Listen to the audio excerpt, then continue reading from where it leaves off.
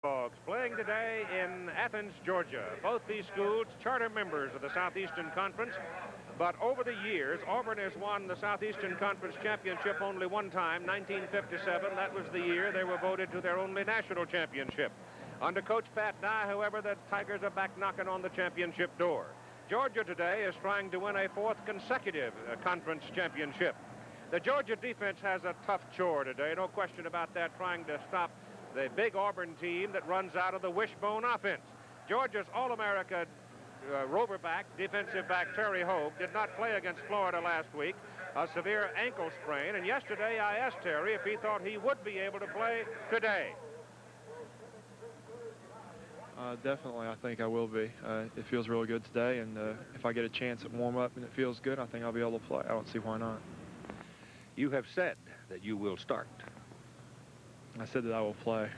It's up to Coach Dooley whether or not I'll start, and I don't think I will because Gary Cantrell's had a good week of practice, and he's looking good, and I'll just try to fill in wherever I'm needed.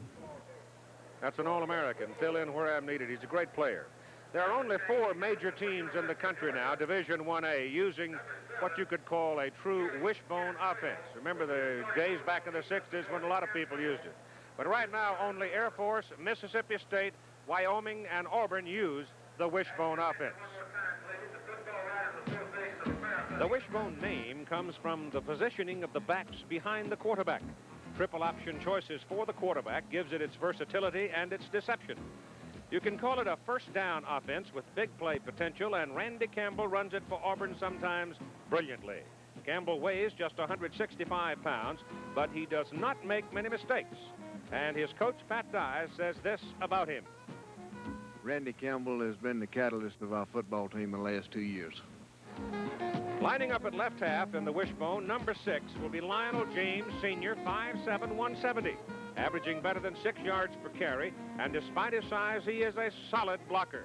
Down at Auburn, they call him Little Train. Lionel James may be, in my opinion, the best football player in America, pound for pound. The big fellow who lines up at right halfback in the offense is Bo Jackson. He is a sophomore, number 34, 226 pounds, and even 7 yards per carry for him with blazing speed. And they call Bo Big Train. See him run, you'll know why. Bo Jackson would have to be one of the greatest athletes in America playing college football. And the fullback will be number 30. He is a freshman, Tommy Agee, averaging just under 6 yards per carry. He had 219 yards last week against a very good Maryland team. He's a 210-pounder. Tommy Agee has been made a tremendous impact on our football team this year because of his inside running ability and also his blocking. Final note regarding today's game between Auburn and Georgia. The last time Georgia lost an SEC game, 1979, Auburn beat them here 33-13. If you enjoy football, you've got to like this one, and we'll have it for you after this word from our local stations. ABC Sports presents NCAA College Football. From Athens, Georgia, number 3 Auburn against number 4 Georgia.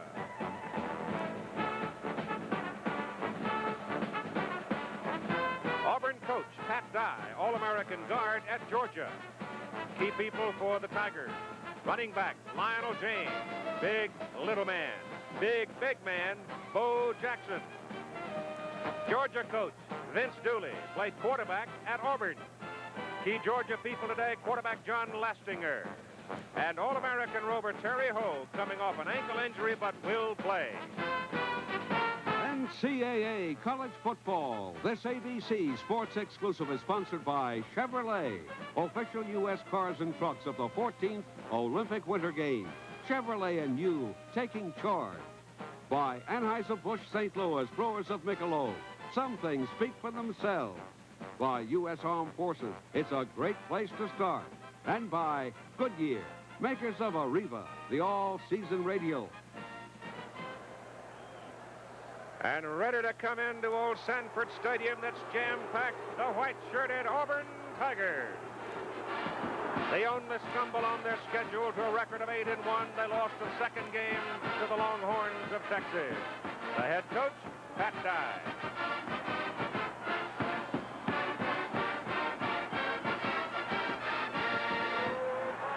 And here come the Dogs.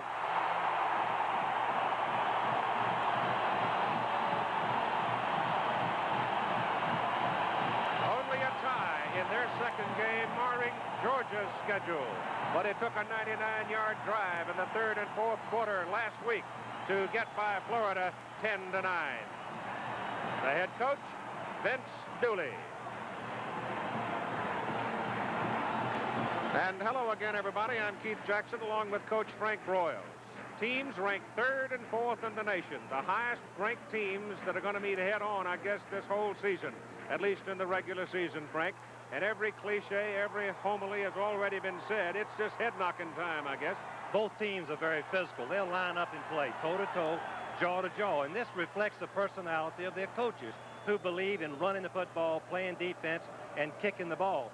They just don't have a very fancy, but when they have to, they can throw the football. But I want to mention that this is a style of play that wins championships, particularly in this part of the country. Even in other parts of the country, when you look back at Bud Wilkinson, Darrell Royal, Woody Hayes, and coaches like this was their stock and trade. They believe very definitely that you pass for show and you run for dough, and that means championship. Play field position football because both these teams have outstanding kickers. Running game plays a big part in field position. Each time these teams take the field, they'll try to make one first down, then another, then another. If they don't score, they punt the ball, back them up, and let their defense take over. Georgia's offensive front about as good as anybody's, I think. Auburn's defensive front also outstanding. That collision ought to be something. Georgia defense has 4 seniors. 2 of them made all Southeastern Conference. Surprisingly, Keith, they've run it for as much yards this year as they did with Herschel Walker in the past. But they're running up against a strong defensive front. 3 all-Southeastern Conference players that know how to charge, know how to challenge, know how to be aggressive. Who wins in these cases? Usually it's the defense. So we will look for Georgia to open up maybe a little bit early on first down and throw more than they have in the past. I'm tired of talking. I am too. Let's get it on. Let's play football. The South's oldest college football rivalry, Auburn and Georgia, coming up. I don't care how many times you've been there, when you come to a ball game like this, my goodness, there's something special about it. Every nerve in your body has to be quivering. It was back in 1971 when these two teams came into this ball game undefeated, both with records of 9-0, but they were not as highly ranked as these two teams are. The series record reflected there, going back to 1892 at Piedmont Park in Atlanta, Georgia. The biggest upset in this series had to be in 1942 when Auburn defeated Georgia 27-13 down in Columbus. That was the Georgia team that went on to the Rose Bowl. Frankie Sinkwich, Charlie Trippi, and that bunch. And they beat UCLA 9-0. Georgia has won the toss. Auburn will receive as Georgia elects to take the football to start the second half of play. Now let's check in with our colleague Tim Brandt regarding the health of Terry Hogue. Keith, I talked to the trainer. I talked to Vince Dooley. He is wearing high-top shoes, has that ankle taped. He warmed up and says it feels very good. He may not start, but he will play. He said the warm-ups were outstanding. He can't wait to get in this ball game. Jeff Cantrell had a big ball game last week against Florida for Georgia and seemingly would have earned the starting spot, and I would expect that we'll see him out there. But at the same time, when you have a player the caliber of a Terry Hogue, he will play if he can walk in a ball game like this. The offensive picture for the two teams, you can see that they're both productive on the ground, especially so in the case of the Auburn Tigers. Sanford Stadium is stuffed. They may very well have an all-time attendance record by the time they get everybody off the bridge and into the ballpark. Kevin Butler, who may turn out to be an important personality in this ball game before it is done today, just as the Auburn kicker, El Greco, may turn out to be an important personality. Two very fine kickers. The principal return man for Auburn is Brent Fullwood. They like him to have the football, but very seldom do you get a chance to run the ball back against Kevin Butler. Kick returns, Fullwood is averaging 16 yards per return. Butler's kick is high, long, deep. There will be no return of this one.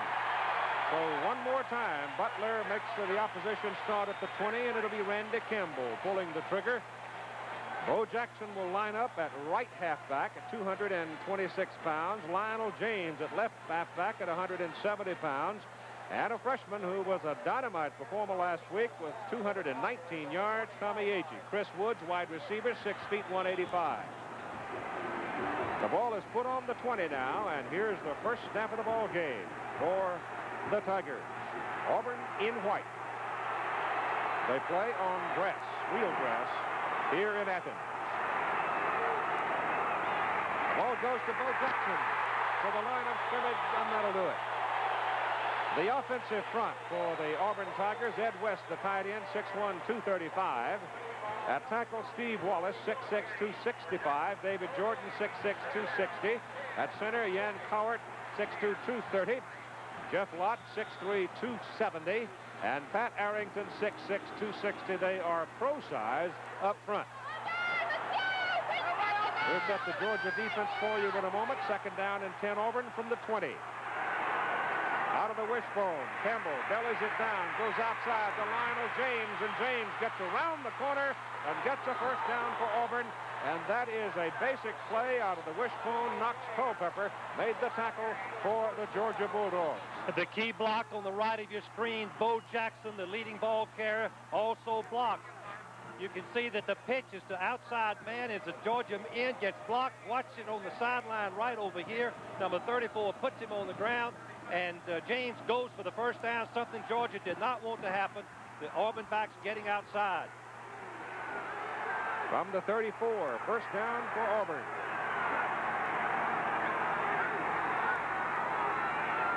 Campbell looking it over, seemingly going to a check off, gives it back to Jackson, and Jackson moves it close to the 39. Georgia's defense lines up this way. The big people up front are Calvin Ruff, Donald Chumbley, Mike Weaver, Kenneth Sims, and Freddie Gilbert. Linebackers are Knox Culpepper and Tommy Thurston.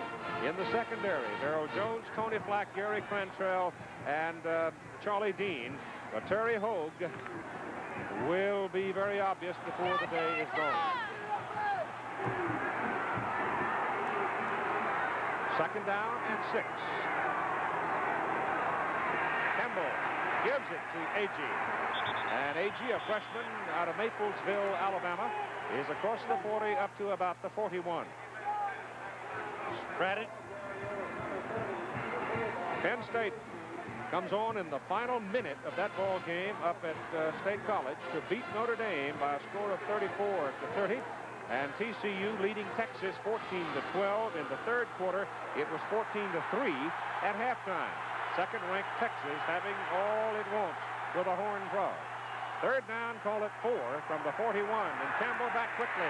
Sets up to throw to James. Lionel James has it. And he's got a first down for Auburn up around their own 48. Knox Culpepper again making the tackle. Knox is the son of the man who played fullback a few years ago here at the University of Georgia. Young Knox is a junior out of Atlanta. Young Knox Culpepper is the leading tackler, 111 plays so far this year, but all over the football field making key tackles for the Georgia Bulldogs. Auburn Tigers now starting at their 20 have moved out to successive first downs. They have it now first down at their 48. And again, Campbell takes the long count, rides it down, goes outside. Lionel James, hurdles over one man, cuts it back inside, and makes something out of nothing. It looked like the Dogs were going to get him outside, but the little man cut it back inside, and finally it was Kenneth Sims that brought him down. These numbers reflect the ability of the Auburn running backs. Jackson leads the Southeastern Conference, 7-yard average. James, 6'3", Agee, 5'7". Georgia's defense will try to force Campbell to keep the ball on the quarterback option, not let the backs get it. They have not been able to penetrate enough, however, at this point, Frank, to effect that. I think that's a good point. They want to get in that backfield if they can.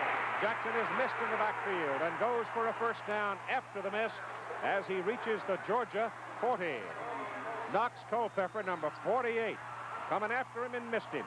Culpepper is going to shoot the gap, knowing that the sweep is coming, but he misses the Jackson in the backfield. As you'll see, Jackson is big and strong, weighs 228 pounds, runs the 60-yard dash in 6.1 seconds. In fact, is faster than Herschel Walker as he beat him in a sprint last spring. And the Tigers are sitting on the Georgia 41st down. Testing the Bulldog defense right out of the starting blocks. First quarter of play, fumble. Campbell dives, covers the ball. Randy Campbell is the fellow that you don't hear much about until you get into Auburn itself and talk to the coaches, and then they will tell you how prominent he is in how the whole thing works for the Tigers out of the wishbone. The wishbone offense is a decision-making offense on the option play. Precision thinking by the quarterback. Very key man, the key man. After the fumble, it is second down, about 10, just outside the 40. Campbell bellies to the fullback, gives it to the fullback, and A.G. is rolled up at the line of scrimmage. And stepping in is Mike Weaver, the big middle guard, 280-pound junior out of Haines City, Florida. Last a yard on the carry. Last week, Tommy H., the fullback, had touchdown runs of 61 yards and 44 yards right up the middle. Bill Lewis, the defensive coordinator for Georgia, told me we are not going to let him dominate this game. We're going to close in and stop him if we possibly can. It is third down and 6 now, and Auburn breaks the bone. They come up with one remaining back. They got the two halfbacks lined up in the wingback or flanker spots.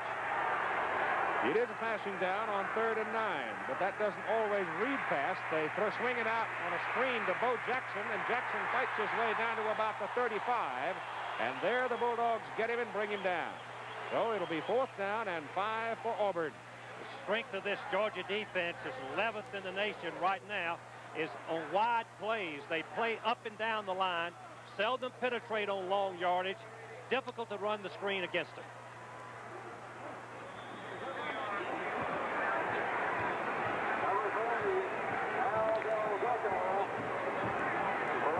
It'll be a 52-yard field goal try for Al Del Greco. 52 yards. The hold is good. The kick is up. It's no good. It hit it right at the corner. Just missed it from 52 yards. And so with 9:03, Georgia holds and gets the ball. Watch it, how close it was. Coming down now, beginning to drop, and nicks the corner and stays out.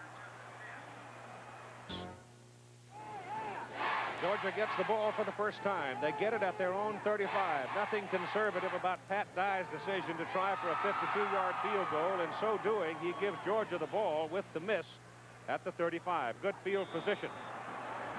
So let's see what the Bulldogs can do in their first defensive possession. Auburn moved it well till they got to the 35.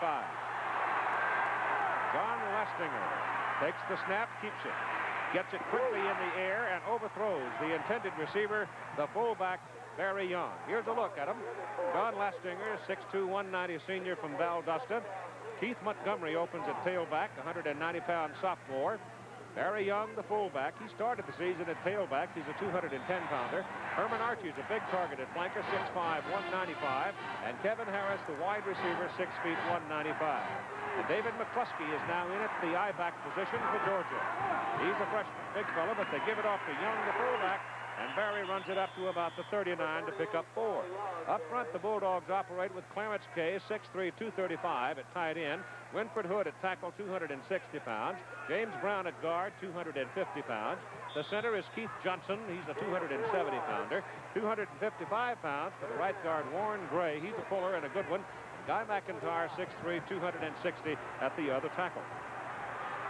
Georgia running at about 50% on the season in third down conversions. Now it's Tron Jackson in a tailback and going in motion. And they swing it out to Jackson, and it goes right through his hands. You better cover it. It was almost a lateral. That was almost a lateral. It was a matter of a foot either way. They call it an incomplete forward pass, and that brings in the punter for Georgia, Chip Andrews. Here's the pass. You can see that Lastinger is throwing the ball parallel to the line of scrimmage. The ball does go forward just enough to make it just enough to make it an incomplete pass instead of a fumble. Georgia's offense changed their strategy with respect to the Auburn defense through a pass 2 out of the 3 plays. Chip Andrews averaging right at 40 yards per punt. Trey Gaines, who's a 170-pound freshman for Auburn, is the deep man. And he's way back there showing respect for the foot of Chip Andrews. Andrews doesn't really get all of it. And Gaines will take a shot at it. Gets a good block to the boundary, and he is rolled out of bounds at the 30. It was a 39-yard punt, an 8-yard return with 8:09 to play in the first quarter, and no score between the Dogs and the Tigers. No score in the first quarter this year after Herschel. Better than some people thought. But what about Vince Dooley? Here are his thoughts. Well, it's been a lot of fun so far. And it has been very rewarding because I really felt like we'd have a pretty good football team. I think our team felt that way. Herschel Walker came with a great class, and that class, they're seniors now, and I think they have tried to prove that they have not been a one-man football team. They never were in the first place, but I think this year has been special to them, and I'm proud of what they've been able to accomplish so far. Auburn comes up now. Those comments from Coach Dooley yesterday about the 30. First down for the Tigers, their second possession of the ball game. And Campbell on first down will put it in the air, and he goes deep with it, and the pass is incomplete. The intended receiver was Ed West, the tight end, a senior out of Layton, Alabama, and he was sort of pinched in between two people, one of them being Terry Hogue, who makes his first appearance of the ball game. Terry Hogue will play a vital role in defense against the wishbone. He'll line up mostly at linebacker, and he would be a pursuit man to the plays away from him and a blitzing man on plays to his side. Number 14, consensus All-American last year. Out of Huntsville, Texas, and almost a 4-point student in sciences and genetics. Second down and 10 for Auburn. Unusual to see Auburn throwing first down passes, but they've got to do something against Georgia. They know that. They give the ball to Agee, and for the first time today, Agee finds some running room and picks up 8 yards. Right now, let us check in with Jim Lampley in New York. Couple of pertinent details on these bowl implication games, Keith. The Penn State-Notre Dame game, a wild-scoring affair won by Penn State on a Strang touchdown run with 19 seconds left. UCLA lost to Arizona, missing a game-tying field goal try from 37, won the last play of the game. Now back to Keith Jackson. Thank you, Jimmy. A couple of big scores there. It is third down and 2 for Auburn, and the ball goes to Bo Jackson. And Jackson on pure muscle dives into the middle and grinds away and roots his way very close to a first down. Bo Jackson against Florida 2 weeks ago had touchdown runs of 80 yards and 54 yards. It's fourth down and short yardage. They won't go. They're not going to gamble on fourth and a foot. Bo got down into that pile, and Georgia was able to hold him. And so on fourth and a foot, they'll punt with Lewis Colbert coming in, averaging 42 yards per kick. Jimmy Harrell will go deep for Georgia. Lewis Colbert, quite a story himself. High hanger. Jimmy Harrell has no choice but to call fair catch. Back just inside the Georgia 20. It was a 42-yard punt with no return, and we have no score. Jim Lampley again in New York. Texas has broken the scoring drought, 17 third-quarter points. They now lead 20-14. Boston College's major bowl bubble burst today. Syracuse beat them 21-10. The big beneficiary in the East today is Pitt, which is back in the major bowl picture. Keith Jackson.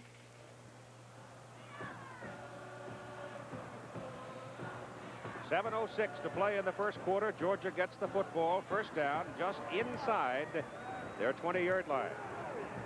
Keith, I guess people would wonder, why did Georgia and Auburn both roll first down in the last possessions this early? They're trying to break the trends of what they've done in the past and try to catch the other team making a mistake. Scott Williams at fullback, David McCluskey at tailback for Georgia as they line up in the I. McCluskey to the ball. And he slashes in there, and he moves it out to about the 24-yard line. Here's a look at the Auburn defensive people now, and they're good ones. John Daly, Doug Smith, Dow Ockman, Donnie Humphrey, and Quincy Williams, the big people. Linebackers Greg Carr, he came into this ball game with 116 tackles. The other backer is Jeff Jackson, David King, Jimmy Warren, Vic Beasley, and Tommy Powell, the secondary. There's second down and 6, short 6. And Lestinger, the quarterback, keeps the ball, fumbles the football, and Auburn covers it. Auburn has the ball at the Georgia 23 as Lestinger was hit, and the ball popped loose from Quincy Williams. Big Quincy, a senior from Douglasville, Georgia, comes up with a recovery. Watch 99, Doug Smith, who is Doug Smith's right arm. He's going to whip the blocker first. It's an option play. The quarterback's got it in both hands. So watch him strip the ball with his big right hand. Doug was all Southeastern Conference last year as a defensive tackle. A big play for him right there. Now Quincy Williams comes across and pounces on it, and Auburn's in business after the Georgia turnover at the Bulldog 23. They line up in the wishbone. Ed West is flexed to the left. They've got a wide man to the top. And the ball is pitched outside to Lionel James, and James gets away from one, and Culpepper runs him down and out of bounds at the 19. Here we watch the Auburn coaches talking to their defensive people about the Georgia offense. Since the Texas game, Auburn has averaged 411 total yards, 33 points on offense. Wishbone teams have a tendency to get better and better as the season goes along. Second down, long 5 near the 19.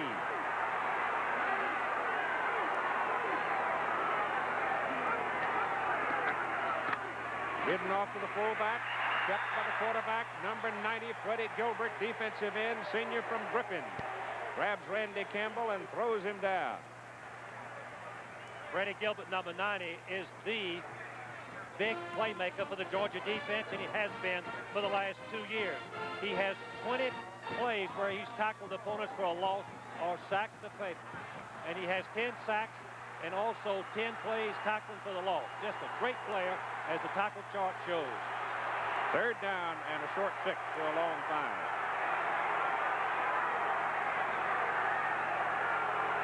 Chris Wood just flanked out of the picture.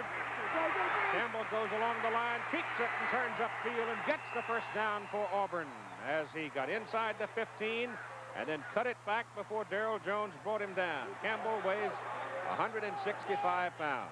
There we look at Pat Dye, who's turned 3 college programs around, East Carolina, Wyoming, and now Auburn.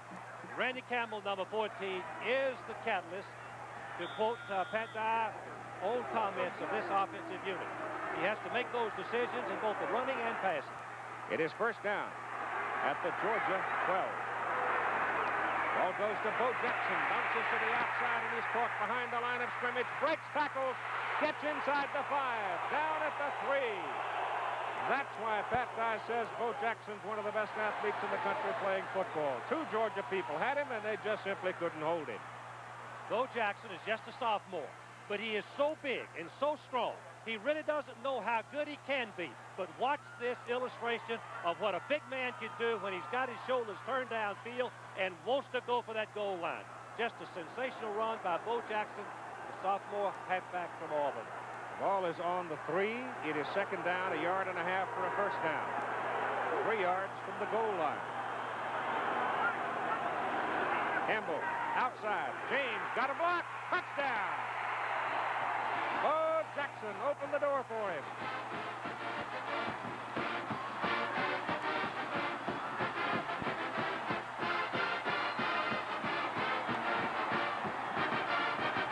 Watch the blocking on the right. The triple option.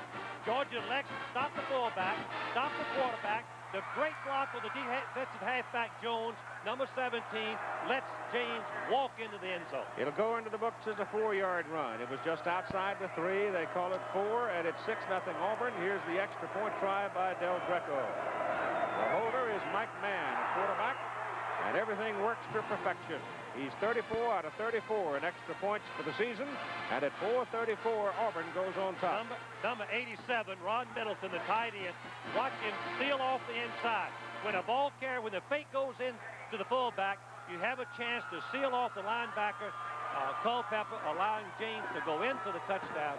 Great execution, and we'll be right back after this. World of Sports next Saturday. Field position football. You make a mistake, they make you pay for it. That's the history of both teams. And Auburn just put one on Georgia to lead 7-0. with 4:34 to go in the first quarter of play after the Georgia quarterback's fumble.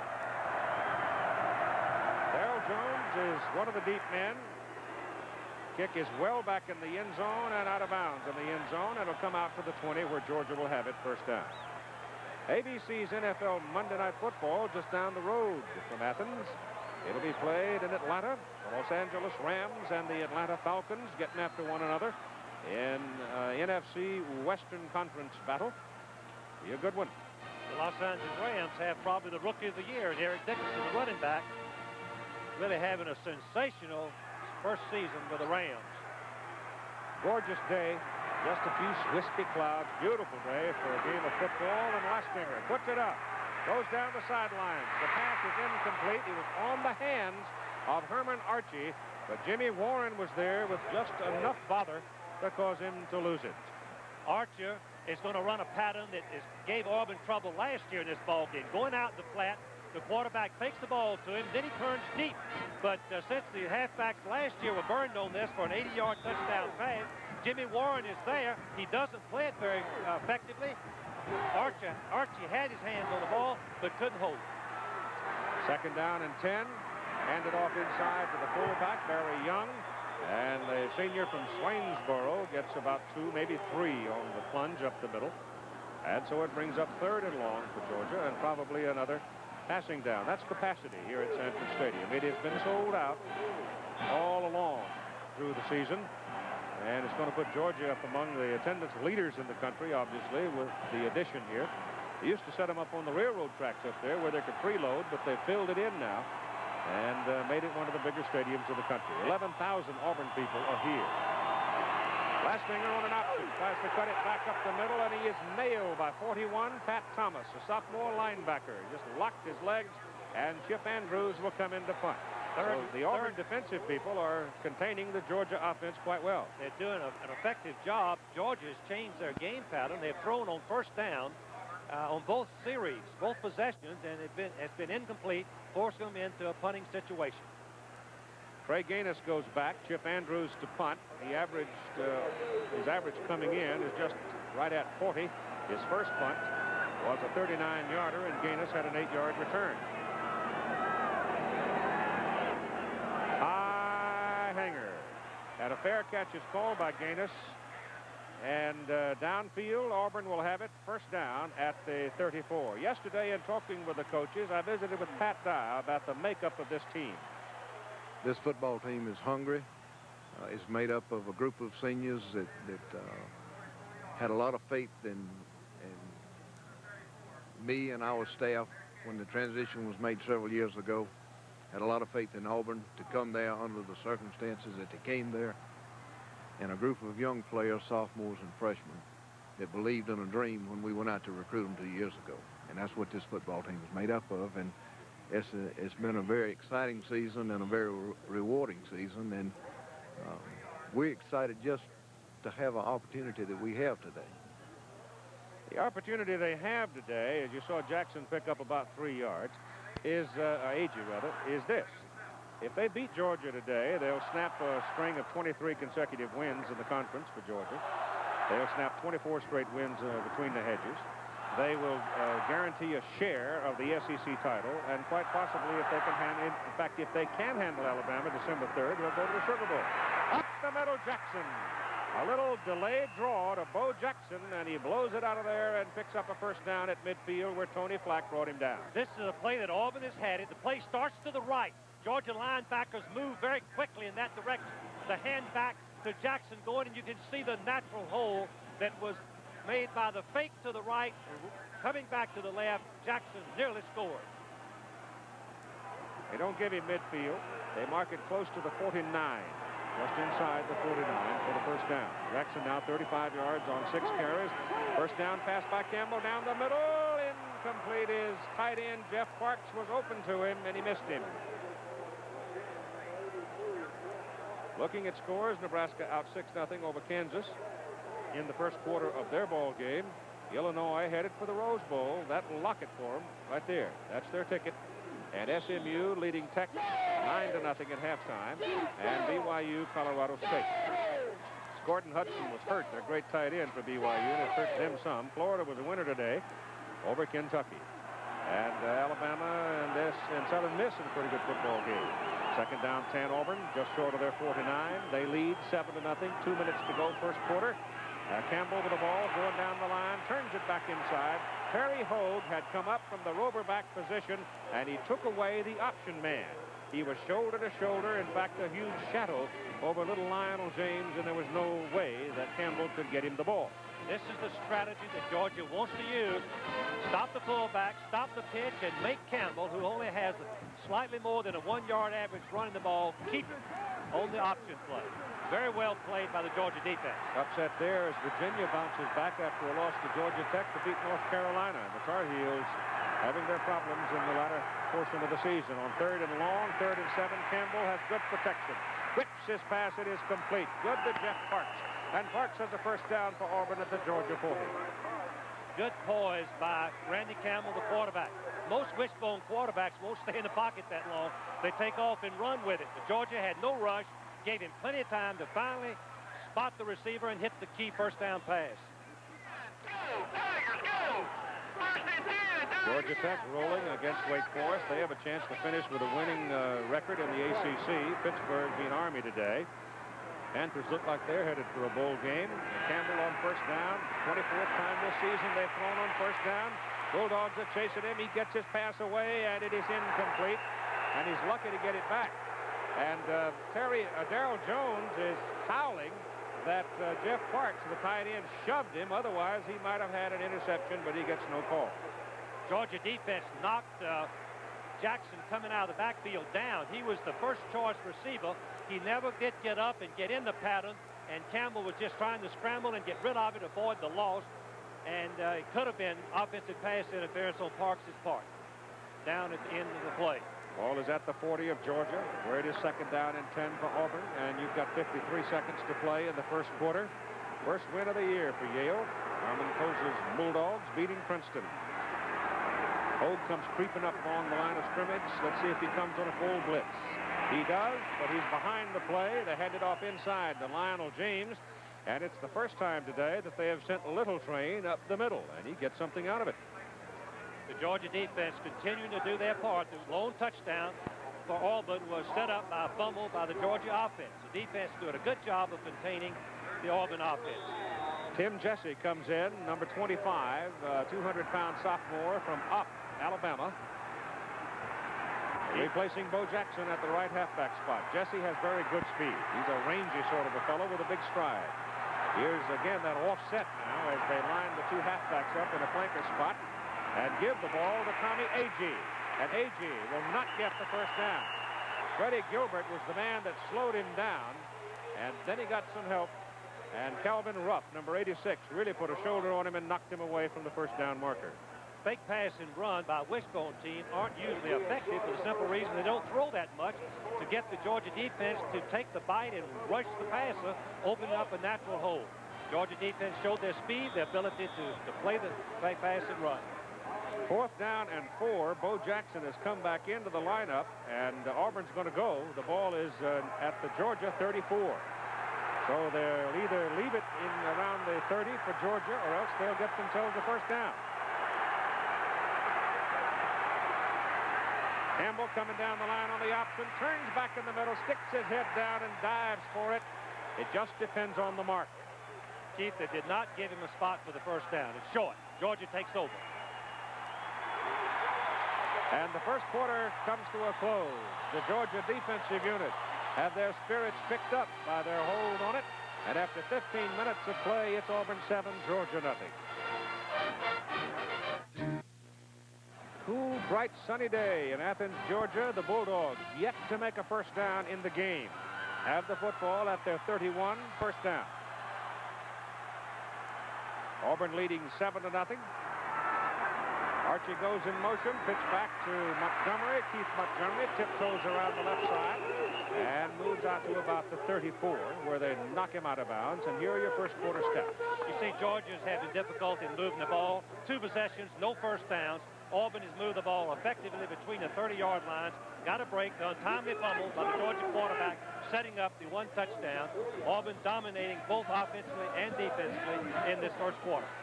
Second down and 7 for the Bulldogs at their 34. Outside, Montgomery cuts it back, finds a hole, dives for the marker. He's across the 40 and close to a first down. Gerald Williams, defensive tackle, sophomore out of Valley, Alabama, makes the tackle for Auburn.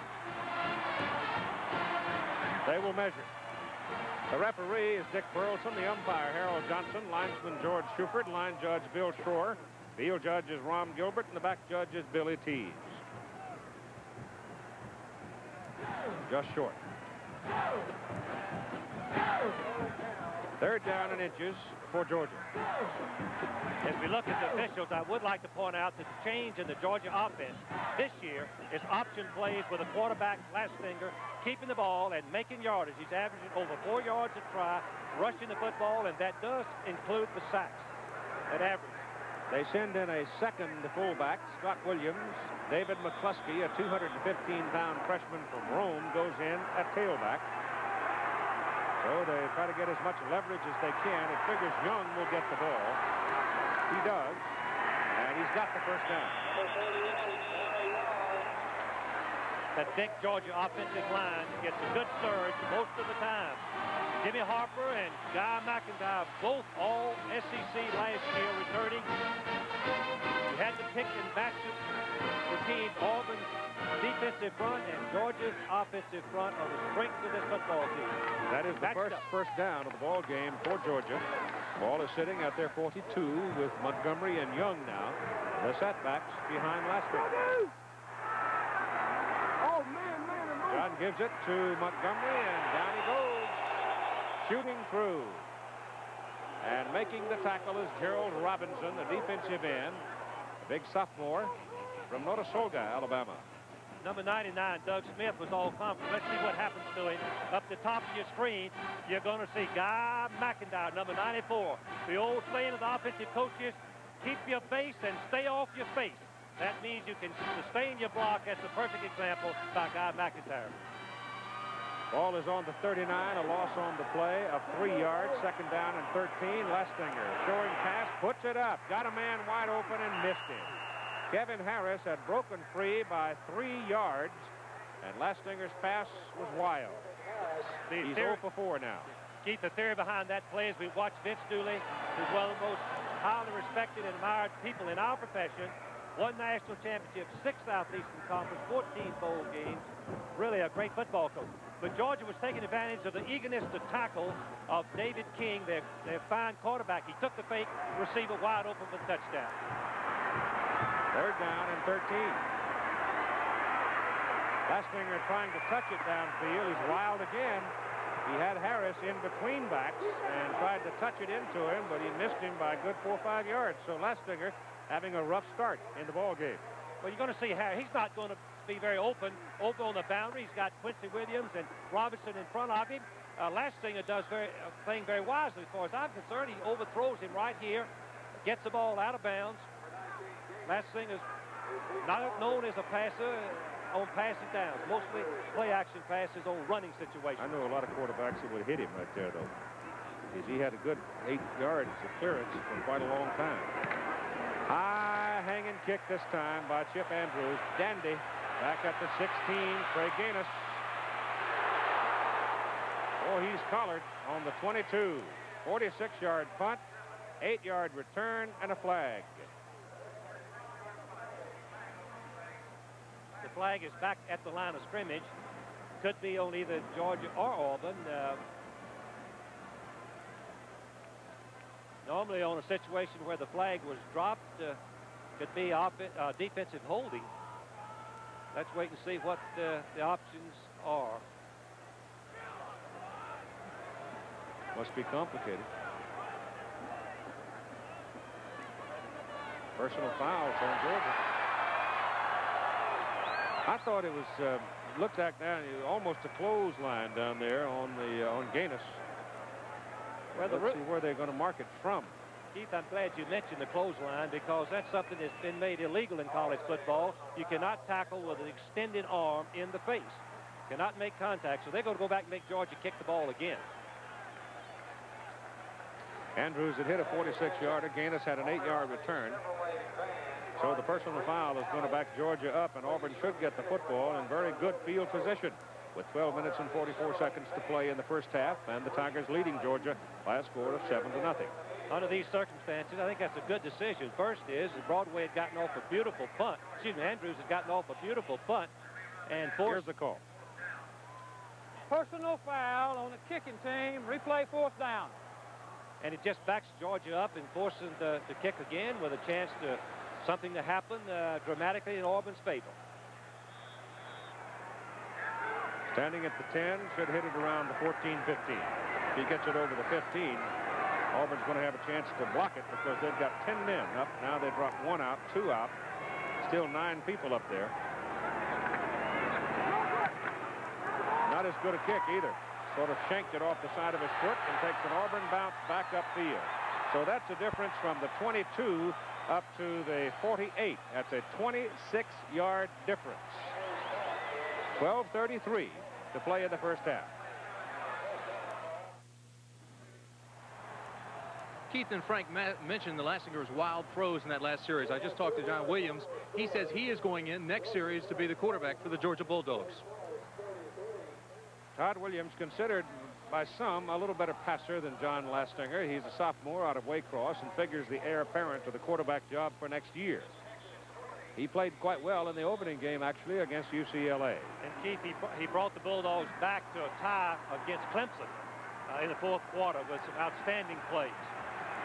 Gary Cantrell is back in, and Terry Hogue is out now at that roverback position for Georgia as Auburn goes to work. First down, just outside their 48. Give it to Bo Jackson, hit behind the line of scrimmage, hit twice, hit 3 times, and finally down by Culpepper.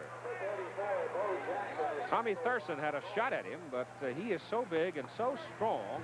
They list him at 230. Bo said he actually weighs about 226. Those are games that are coming up here on ABC. Army-Navy out of the Rose Bowl in Pasadena on Friday the 25th.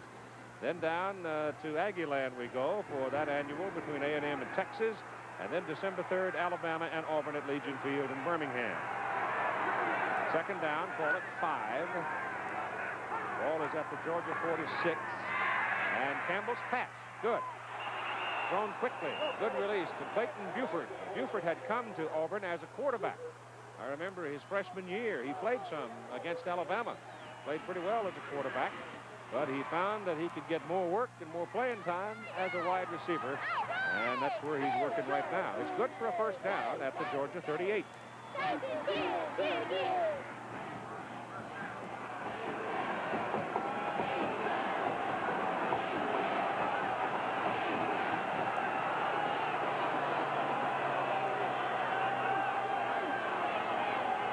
Campbell checking off, Georgia jumps. Number 52, Henry Harris, a freshman from Decatur, just absolutely couldn't contain himself anymore, and he took a jump at it, and he jumped too soon. Campbell is changing the play. He sees something that he doesn't like, or he sees something he could take advantage of the Georgia defense. On the previous play, he saw the one-on-one coverage and went to the receiver Buford for the first down. The wishbone quarterback, I mention again, Dead ball foul. Illegal procedure. Defense. The wishbone quarterback is a position of decision-making, both on the option play and using the audible. 5-yard penalty moves it back to the 33, where it is first down and 5 Auburn. That's another mistake by Georgia.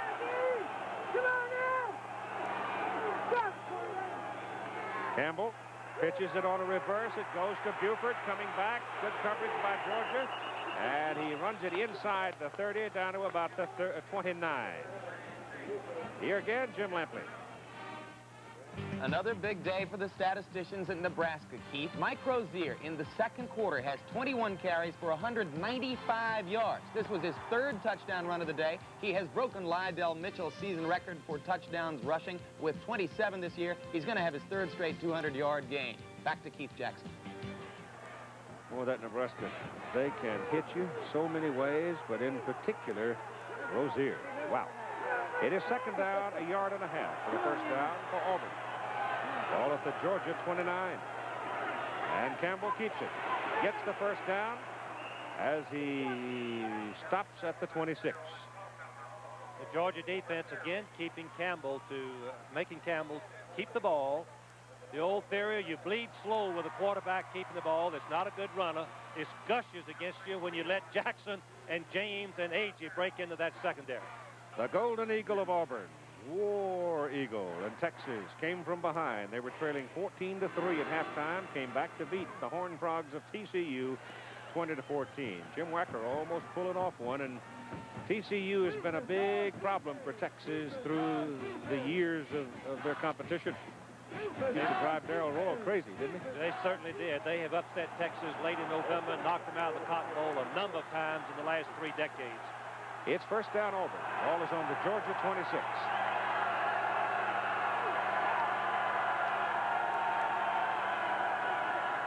Campbell pitches high in the air. Bo Jackson gets out there and turns in a big play.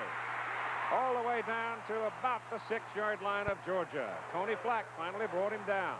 What a great play by Randy Campbell. The option play.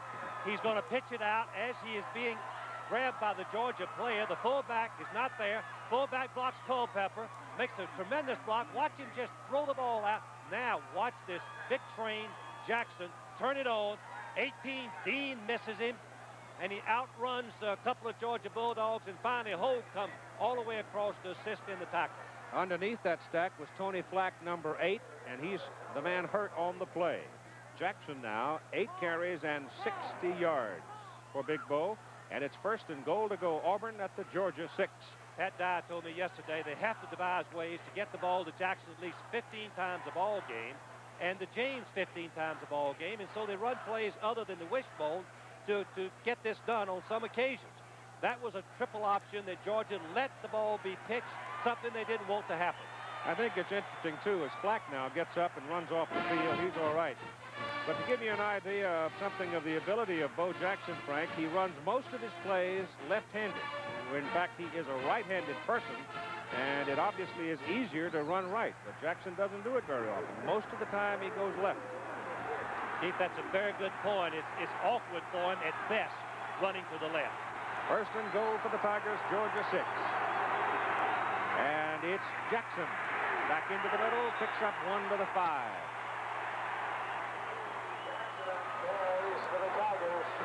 We look at Pat Dye giving the plays to the receiver, going in to call it for the quarterback. What a fine football coach this man is. And how he fits into the Auburn plan, and the Auburn people love him. Keith, I think it's a perfect marriage in the coaching profession and with the school.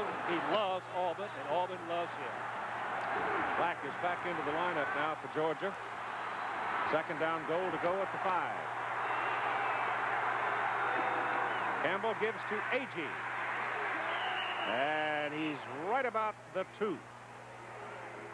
Last week, Georgia against Florida, Florida penetrated the Georgia 20-yard line 6 times, came away without a touchdown, 3 field goals. So the Georgia defense knows how to play with their backs to the ball. As we look at Vince Dooley, very concerned right now. There's Pat Dye, 2 very fine coaches, been in a lot of big ball games in their time. Third down and goal to go from the 2 for Auburn.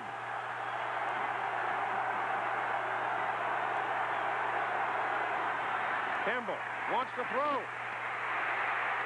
Hit hard. And dropped on the 4. Knocks Culpepper. Knox Culpepper is going to number 48, makes a critical play. He reads the play. Now he makes the decision to go and pick up the tight end and then decides to rush the passer, forces Campbell to cut back and makes the play into apparent field goal position. Another goal line stand for the Georgia defense. Del Greco is in for the field goal try. It'll be a 20-yarder. If he makes it, he will tie Auburn's career field goal record of 38. Man gets it down. Del Greco gets it up and nails it. with 8:03 to play in the first half. Auburn builds its lead now to a 10-0 score over the Georgia Bulldogs.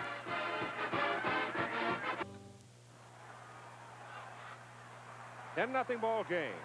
Auburn leading Georgia with 8:03 to go in the first half. Albert Manning, number 27, and Gary Moss, number 24, have gone in to return the kick for the Georgia Bulldogs. So you got new people in there to run that ball back. Number 3,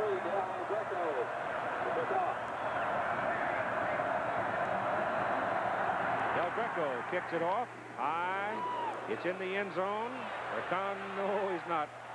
He started to come and then decided to put it down. Here's Terry Hogue on tradition. Well, I think what's meant by that is just that the program at the University of Georgia has recruited winning people over the past few years, and what they put out on the field to play are not necessarily the fastest, not necessarily the greatest athletes, but people that are going to give 100% for 60 minutes and are going to play with their heart.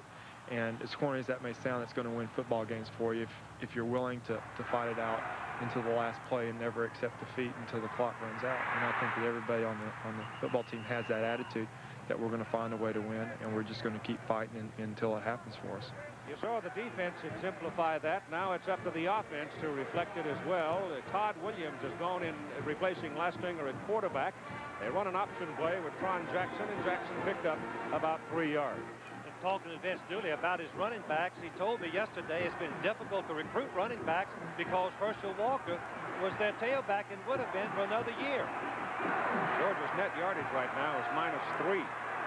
17 yards. They've lost 20 on penalties. Williams' pass in the air off the hands of Herman Archie, incomplete. And it's 3rd down and 7, and the Bulldogs just can't get anything going offensively.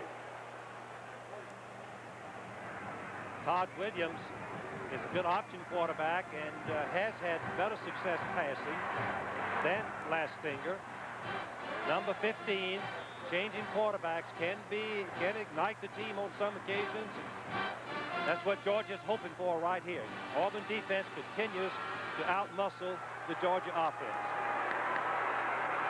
Those 3 big guys up front are really rough. And they were big and tall, tough to see over. Williams turns it back upfield, finds enough daylight to get the first down. Todd Williams runs it out to the 33, where Quincy Williams brings him down. If Georgia ever needed a big play, it was right there. Williams made it. It was a bootleg pass, means he's going to fake one way and roll back for a pass. But Auburn had penetrated across, and look at the hole that Williams has when he decides to run, and he knows where the first down marker is, and he dives and makes it. Took a pretty good lick getting it, but he got it. And it's out on the 33, first down for Georgia. Option down the line. Williams keeps it, turns up across the 35, gets it up to about the 37.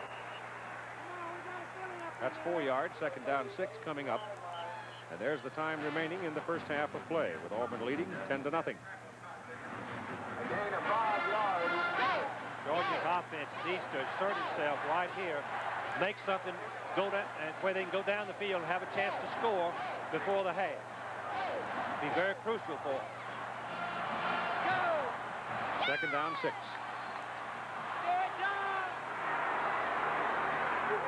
That's Archie in motion. Williams looking. Throws it to Archie. Archie's out here one-on-one. He's 6'5" and weighs 195 pounds. The Auburn man had him short of the first down marker, but he just put his shoulder into him, and he carried Jimmy Warren for a ride and got the first down. Looked like. When you throw the ball out to the wide receiver who has gone in motion, you have a chance to get a soft corner, meaning that the defensive cornerback is laying back, and Archie has time to get the ball. Now, once he gets the ball, he becomes a good runner. Warren, number 45, lassos to the ground, but not before the first down. 44-yard line, first Georgia pass completion of the game. 6:14 to go in the first half, and Archie goes to the wide side of the field. Williams hands it off up the middle, and the gain by the fullback Young to the 49. That's a good 5-yard pickup there. With Williams in the ball game, he now, with his option abilities, spreading the Auburn defensive people a little bit. Georgia getting a little better angle for its blockers up front. And so consequently, they're moving the football. They have not been able to do it previously, as you can see. That fumble resulted in an Auburn touchdown. Young goes in motion. They give it quickly to number 25, Tron Jackson.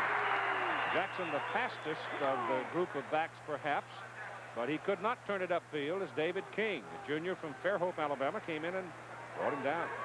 David King, number 27, the cornerback, is an interesting story.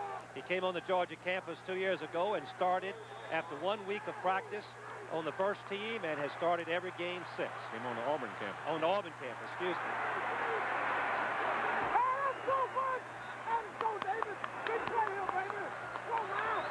Folks in that balloon couldn't get a ticket. They're trying to work their way over here so they can watch some.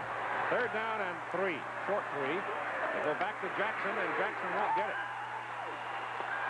No chance. I mean, he just ran into a crowd, and everybody over there was bigger than he was, in particular Doug Smith at 6'6", 275. Jackson weighs only 175. You don't give up 100 pounds, you're not going to get much. Well, Georgia's tailbacks are not all that effective running the ball. Jackson, of course, made a bad cut there. He should have stayed inside instead of going to the outside. So Andrews has to come in to punt again. His last one was 28 yards. Auburn's going to get the ball with about 4:15 to play. Trey Gaines is standing back on his 10. Andrews gets it up high, and Gaines calls a fair catch. Georgia ought to be able to kill it pretty deep, and they are inside the 5. Down on the 3. Well, that's the way the kicking game's supposed to work. Andrews hits a high-hanging 45-yard punt. Steve Boswell puts it down on the 3, and that's where Auburn will have the ball. Next Saturday.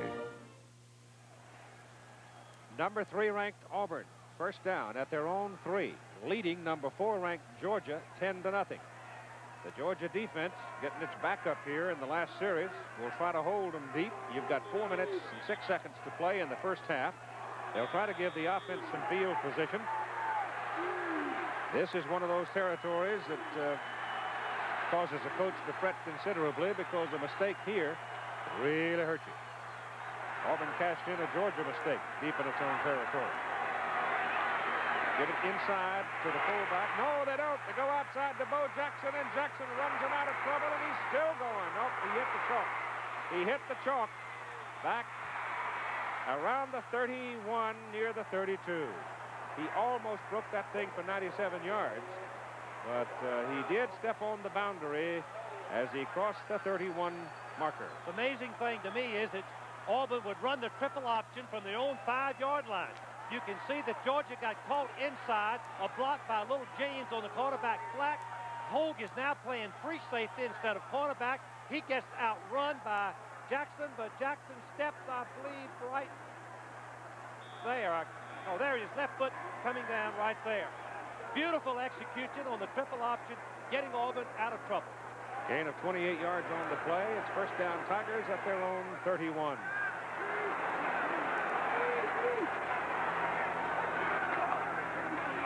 Give it to the fullback. And Agee. Well, Georgia's handling him all right. But James and Jackson are tearing him up on the corner. Freddie Gilbert, number 90, is the big defensive lineman that Georgia relies on to stop the play. He's stunning to the inside. He comes free. He reads the fullback. The fullback has the ball, and he makes the tackle. He wasn't blocked. He was the one, the player that Campbell was going to read an option. Campbell misread it, left the ball there. Gilbert makes the play. Second down and 9. Jesse is in. Bo Jackson out for a moment to get his breath after that 28-yard gallop. Actually, he ran much farther than that, but he had hit the chalk. That's Campbell keeping, gives it ahead to Lionel James, and James is up close to the 40. He's short of a first down, so they'll be looking at 3rd and short. The Georgia cornerback is forcing so deep in the backfield that the quarterback is pitching to the halfback in front of the Georgia defensive end, something you rarely see in any type of option. It'll be 3rd down and 2 plus, about 2.5 to keep it. The Auburn offensive line continues to do their job. 2 all-conference players there, Arrington and Jordan, leading that charge.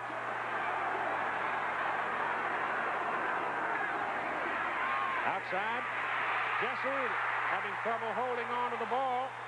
And Georgia stacks him up for a big loss back inside the 35. Andy Loy, a sophomore from Knoxville, was out there. And when Tim Jesse, on that high pitch, had trouble controlling it, they're lucky they didn't lose it. The kamikaze charge of the cornerback coming across right there makes the play. Could have been a fumble, as Keith mentioned. Now Auburn has to punt. Lewis Colbert's first punt and only punt so far today was a 42-yarder. Jimmy Harrell is deep for Georgia. Oh, he's got another good one. He kicks with a half a foot. Harrell with a good return from the 16 to the 26, 27, 50-yard punt. Give him 11 yards on the return and even 2 minutes to play in the first half. And Auburn leads it by 10. All right, with 2 minutes to play in the first half, Georgia has the ball at their own 26. And Kevin Butler, their outstanding place kicker, has been warming up on the sidelines. They would really like to have something on the board before they go to the clubhouse. They're double wide to the bottom of the picture. Williams quickly to Archie for a screen. Now he wants to throw it. Throws it up in the air for Kevin Harris. Harris downfield is run over by the defensive man, number 31, Vic Beasley.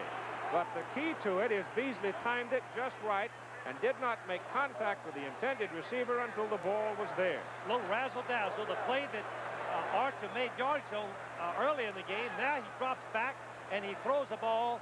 And Beasley, number 31, not knowing where the ball was, got his hand on it, Keith. Watch it again. Beasley is looking at the receiver, not at the ball, because he's beating on the plate. He's trying to catch him. Now all he does is raise his hands. At the same time, Harris puts his hands out to catch the ball. Archie had thrown the ball another 5 yards. Harris would have been long gone with it. As Todd Williams pulls it down and keeps it and runs it for about 5 yards to the 31. Ben Thomas on the tackle, a big junior who stayed at home to play football. He's from Ashburn, Georgia, which is not very far from the Auburn campus. You've got 1 minute and 36 seconds to play in the first half. Timeout. Speaking of campus, let's take a look at Auburn. In the land-grant tradition, Auburn is a people's university based in research, instruction, and extension. From coal gasification to new rabies vaccines, Auburn is on the frontier of meaningful exploration, making the quality of life better for all of us. For 7 generations, Auburn has been serving the public as each generation helps form the next. The genius of Auburn University is that of Auburn's history, Auburn's people, and Auburn's place, the sum is greater than its parts.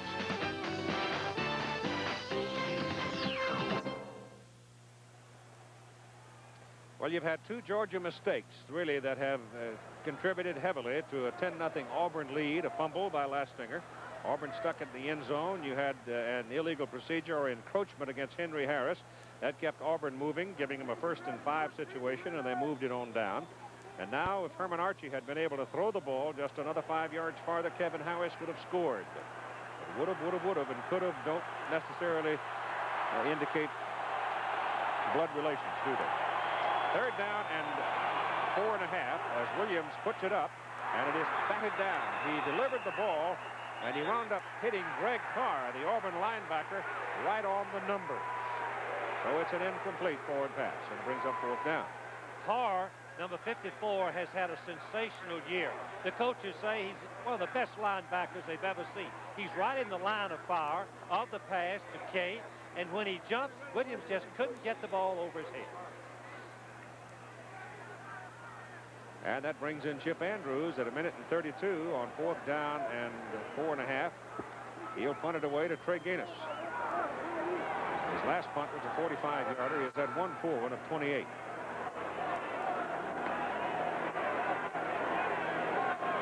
Get out, man! Get Gets it out. Pretty good kick. Gaines comes up for a fair catch at the 35. And there Auburn will have the ball with 1 minute and 25. Now, this is a very good time to go to your gadget play if you've got one. We'll see whether or not Pat Dye decides to do it. Next Saturday on ABC's Wide World of Sports, the world's top professional skaters competing for honors in New York City, and the World Weightlifting Championships from Moscow. That's at 5. ABC's Wide World of Sports, 5 Eastern Time next Saturday. Auburn is going to the double wing. They're going to try to score again if they possibly can. Campbell back. Throws it to Bo Jackson. And Jackson in traffic. is tripped up. Number 57 got a hold of him, Kenneth Sims, and took away his legs. But even so, the big guy gets something out of the play. Moves it up to about the 37. This being the second game in a row in which Georgia has not scored a touchdown in the first half.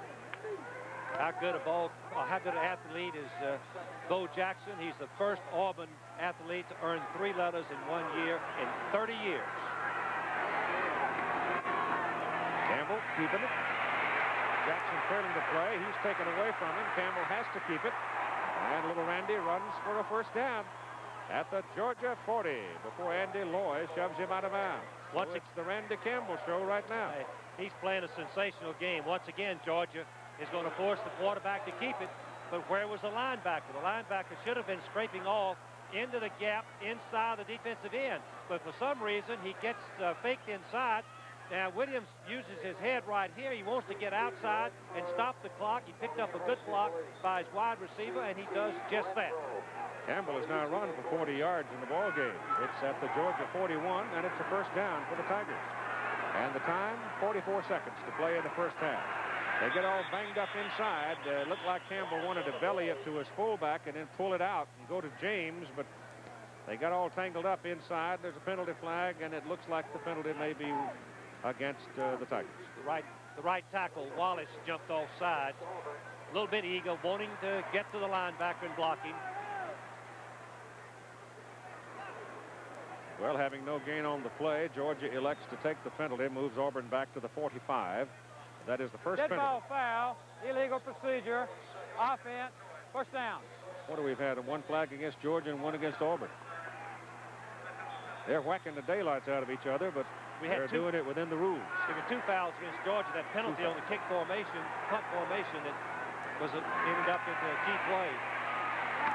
Making the catch, Tim Jesse, swinging out of the backfield. He picks it up at the 35 of Georgia, mark it inside the 35, and now Auburn spends a timeout with 33 seconds to play in the first half. They can move it down another 15 yards, then Del Greco is going to have a shot at it if they can't get it into the end zone. Meantime, let's look at scores that are games that are in progress or have been completed. Nebraska big over Kansas in the second quarter, as you see. The Illini on their way to the Rose Bowl. That win right there did it for them. Mike White really doing wonders up at Champaign. SMU and BYU both leading in their bowl games. Ohio State headed for a major bowl. Would seem to me the Ohio State-Michigan game is going to be a big one. And Clemson just hammered Maryland 52-27. Well, once again, the coach's theory that the team that makes the most yards rushing will win 80% of the games in college, and Clemson just proved that point once again. They're running the scoreboard in that Georgia Tech-Wake Forest game. Got to be tired. There's Missouri, and the Tigers trying to put themselves in a postseason bowl as well. It is second down and 4 for Auburn. Just inside the Georgia 35. Ball quickly to Lionel James. He pops out of the crowd and gets the first down. That stops the clock now to move the chains at the Georgia 28 and 25 seconds to play in the first half. Terry Hogue on the tackle for Georgia. And timeout, Auburn. As we look at Pat Dye, Georgia played the screen perfectly, but the elusiveness of James allowed him to break in the secondary and make the first down.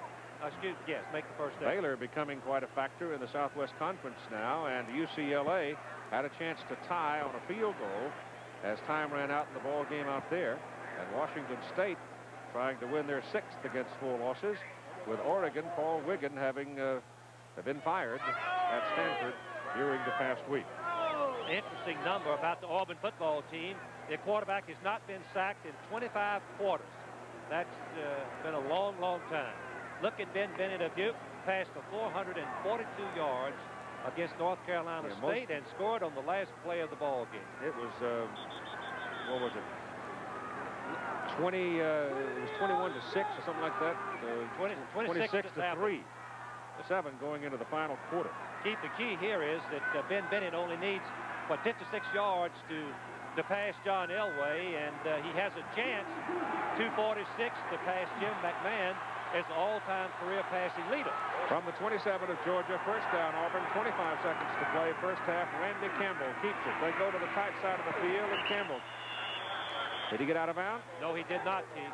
The official has not stopped the clock. They run to the boundary side of the field. Georgia filled it up over there, and there's really no place for him to go, and now time is stricken. Try to get one play off, try to pick up. No, can't do it, Keith.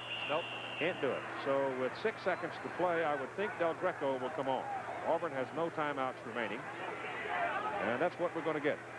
Keith, I guess we should mention that Del Greco has a little bit of a wind to his back, blowing from our left to right.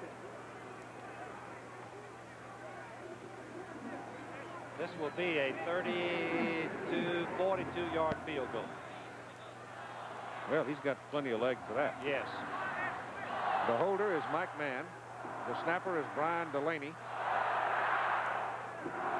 Del Greco is from Key Biscayne, Florida. Mann is from Sylacauga, Alabama. And Delaney is from Rome, Georgia. So there are 3 states represented in this trio. They're going to call it a 41-yard field goal, but the ball is actually closer to the 42. This will be a new Auburn career record for touchdowns, 39, if he makes it. 6 seconds to play in the first half. The holder is the quarterback, Mike Mann, who could possibly fake the field goal and try a pass. But I believe they'll go for the... I think they'll kick it. Yeah, they'll try to kick it. That's the best percentage play. He's 3 out of 4 from this distance this season. Hit a 20-yarder earlier. Plenty of leg. He knocked it right through there. And time runs out at the end of the first half. And the Auburn Tigers, an impressive first half for them, as they go to the locker room leading the Georgia Bulldogs by a score of 13-0. Now here is Tim Brandt with Coach Pat Dye. And Pat, I don't think you can ask for a better first half than that. Your kids executed extremely well. Well, we did. We didn't get it in down here a while ago when we got it down there close. Georgia's got a great defensive football team, and the difference in the ball game right now, of course, is we've controlled the ball on offense, and we've got to come back the second half and continue to play well defensively and keep them off the field on offense. You've done that the first half. Time of possession heavily in your favor. Now, you came out of the blocks and gambled right away on a 52-yard field goal. Well, you know, I watched him kick a 51-yarder before the game, and I knew that he was a yard out of his range, and that's what it was. If it had been a yard closer, he'd have made it. Okay, good luck the second half, Pat. Okay, Pat Dye, an old Georgia player. While we have time out here at halftime, let's take a look at this Georgia campus. Ready to make it back into the stadium. Here's a scoring summary of what has happened. A fumble by the Georgia quarterback Lastinger gave Auburn its opportunity. They cashed it in on James' 4-yard run to lead 7-0 in the first quarter. Al Del Greco hit a 20-yard field goal, 21, to make it 10-0, and then hit another one from 41 yards to make it 13-0. Auburn over Georgia at halftime, and the Bulldogs now coming back into the stadium. And they will be followed very shortly by the Auburn Tigers, which is wearing white on the road. The last time Georgia lost a conference football game, in fact, lost a game here at Sanford Stadium, as they call it, between the hedges, this team, Auburn, defeated them 33-13. So Georgia's back out here trailing by 13, and let's go to Tim Brandt now and Coach Vince Dooley. Coach, I know you're not happy with the execution in the first half, and yet you take away that fumble, which led to a touchdown, and the offsides, which kept their drive alive, and it's a very close ball game. Yeah, but you can't take that away. I mean, that's part of the game. They're playing well. Auburn has had a good first half. Their backs run well. They got some great backs, and we haven't tackled them very well. But I hope that we'll pick things up in the second half. Besides wrapping the arms, which we saw a couple of missed tackles, as you mentioned, in the first half, and you and I talked about preparing for the wishbone in 1 week is very tough to do. What adjustments can you make to slow it up? Well, the best thing you can do is just let yourself go and be a little more reckless, which we haven't been in the first half. And if we do that, I hope things will turn around a little bit better for us in the second half. Okay, good luck the second half. So we are at halftime with a score, Auburn 13, Georgia nothing. We'll be back with the second half kickoff after this. The AA. A very quick reset on circumstances. Auburn ranked number 3 in the nation. Georgia ranked number 4 in the nation. Georgia wins. They go to the Sugar Bowl and win the conference title for a 4th consecutive time. Auburn with a win can guarantee a share of the conference title. Del Greco kicks off. It goes to Gary Moss. Moss from the goal line finds a little daylight. Hits the 25 and 30 and 35 and almost, in fact, across the 40. So Georgia opens it up with a big return to get good field position. But let's go back to the first quarter touchdown. Watch Bo Jackson, number 34 of Auburn. Watch this run. He is in the clutches, right? Wrong.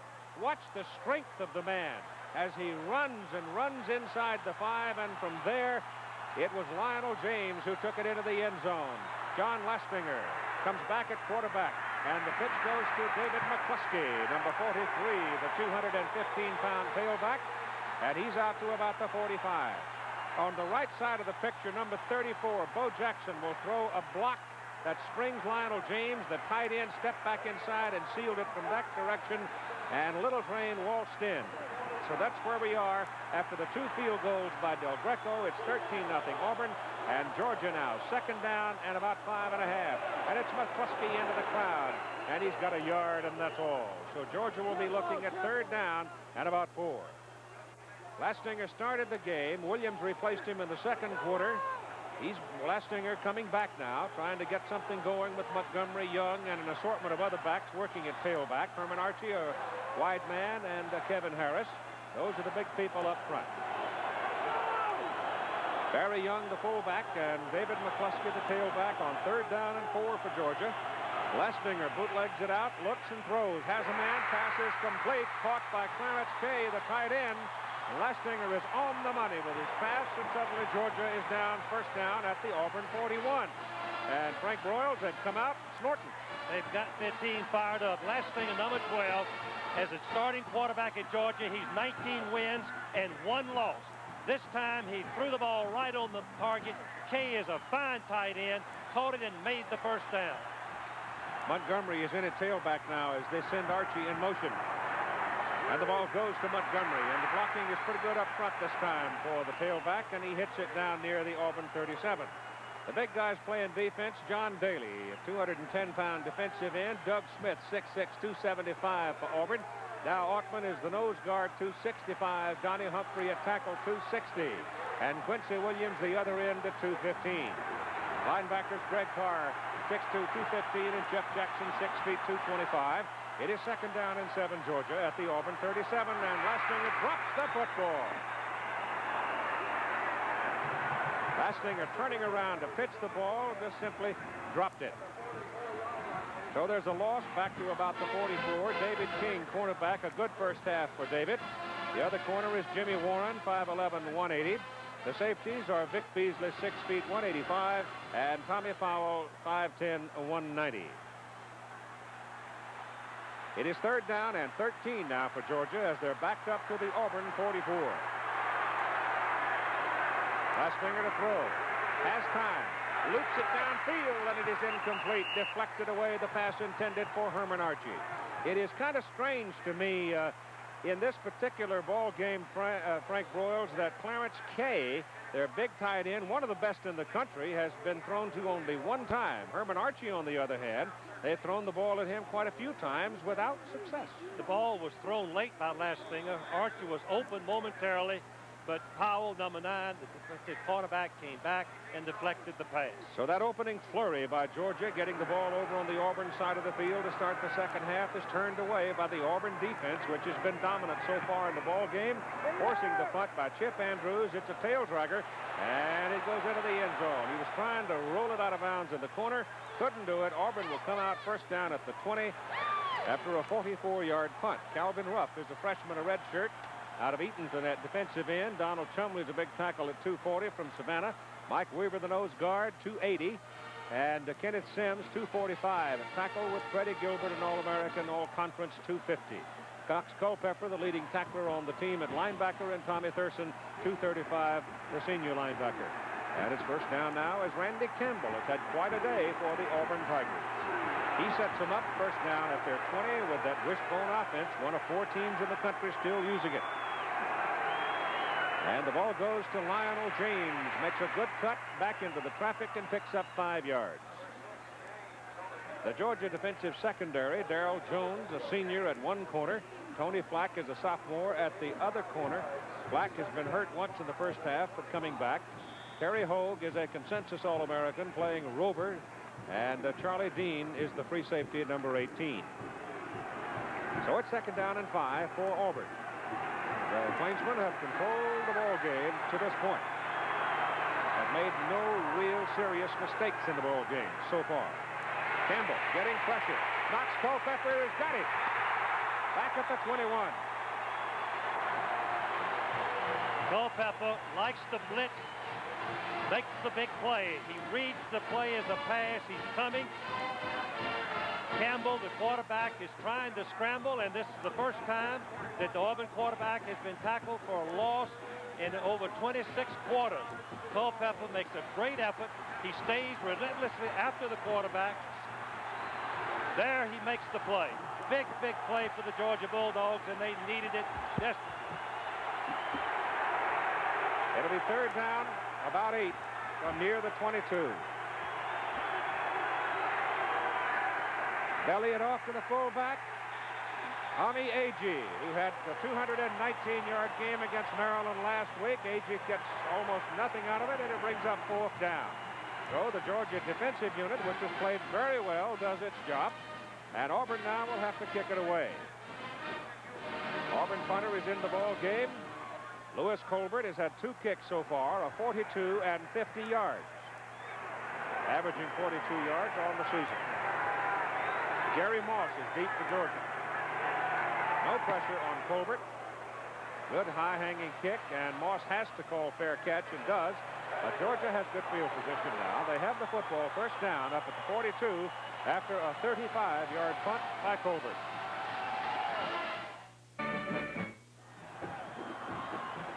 Georgia, having run off 23 consecutive conference wins. Last team to beat them was Auburn. And the Tigers with 1 conference game to play. Alabama December 3rd, trying to grab this one, leading 13-0. Lastringer, a little play action now, swings it back to Tron Jackson, set up a screen for him. Nothing doing. Number 42, Jeff Jackson, decks him. Big senior out of Griffin. Jeff. Taking a look at the Southeastern Conference standings. Alabama won today, so the Crimson Tide's 4-1 with a December 3rd game against Auburn. If Georgia should win this football game, they would clinch the conference championship because they would have concluded their conference schedule having only Georgia Tech left to play. But if Auburn wins, we'll go down to that Alabama game. There's a penalty flag. It's going to be against Georgia because the referee pulled it out of his pocket. But Auburn may decline it because they have run Tron Jackson down behind the line of scrimmage. Strong safety Tommy Powell out of Greenville, Alabama, a freshman coming up to make the play. So the Auburn defense, Frank, it just isn't giving them anything. They're just shutting the door on them. The Auburn defense is so big physically that the Georgia team cannot run against them, and so they're going to more of a play action and short passing game. Illegal motion, offense, decline. George Hafner, the offensive coordinator, told me that might be the possibility that Auburn would be so strong that they'd have to change character, depart from what they've done best all year, and try to open up their passing attack. That seems to be the case right now. It is 3rd down. The ball is sitting on the Georgia 37. They need 16 yards to keep it. Lastringer on a deep drop. Goes deep downfield with it. He's got Harris out there, and Harris has got it. Made the catch between 2 defenders, but there is a penalty flag thrown back up at the line of scrimmage. That thing is going to make a beautiful throw. Harris is in behind the safety. He lays it up, lets him run under the ball, but Georgia is called for holding or illegal use of the hand. The play comes back. Watch the pattern that Harris runs. Auburn defensive backs are known to play very tight and are vulnerable in behind them. You can see that Harris runs right behind Warren, number 45, and behind Beasley, the safety man, number 31. Tough break for Georgia. Illegal use of hands, offense. Well, again, the penalties hurt Georgia. Mistakes in the fumble and penalties have played a major part in Auburn's lead so far. It is 3rd down now and 21. Lassinger has good protection, gets it out to Tron Jackson, but there are two Tigers waiting for him at the 39. The first one was Greg Carr, who leads the team in tackles, and that'll bring in the punter, Chip Andrews, on 4th down. When you got mobile linebackers like Carr and Jackson both run 4.6 and 4.7, you don't worry about those short passes because you can come up, concede them first, and come up and make the tackle for short gain. Chip Andrews about to hit his 7th punt of the ball game, and when you punted 7 times in the middle of the 3rd quarter, your offense hasn't been doing a whole lot. Auburn drops off, leaving 8 men up front. High, good kick by Andrews. Trey Gaines called a fair catch. He did it back at his 11, but had he not made the fair catch, Georgia had a chance to kill it deep. That was a 49-yard punt, and we've got a timeout. The price. Number 14, Auburn quarterback Randy Campbell, very efficient. Here's what his coach said about him yesterday. I think that, you know, if we could pull this thing off, then Randy Campbell's story would have to be one of the fairy tales of all time in college football. What he has done with his college career, just out of sheer determination and guts and class and integrity and working, and I mean he has drained himself of everything that he's got to put Auburn where it is today. He's 6 feet tall. He weighs 165 pounds. He probably has no chance at a pro career, but he's had a great senior season for the Auburn Tigers. And he sets them up now. First down. They put it at the 12 of Auburn. Tigers are leading 13-0 here in the 3rd quarter of play. That's Bo Jackson bolting to about the 16. Keep going back to Pat Dye. I closed my eyes and listened, and I thought it was Bear Bryant talking. Of course, Pat coached for Bear for so long. He is a lot like him in many ways, many ways. That ain't too bad. That ain't too bad. It's right. 2nd down, and call it 5.5.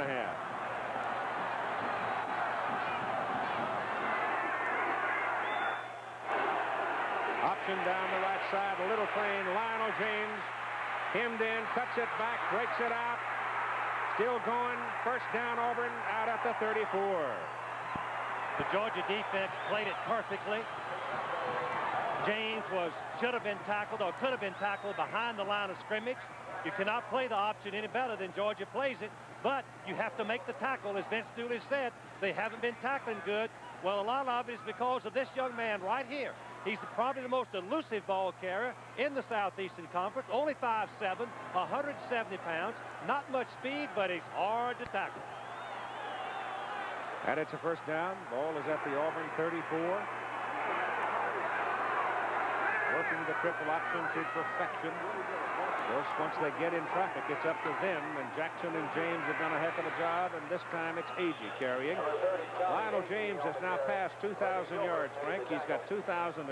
He is Auburn's 3rd all-time running back behind Joe Cribbs and James Brooks, and that's pretty flashy company. That is fast company indeed, and he must be the smallest back in many years in the Southeast, at least, that has had over 2,000 yards.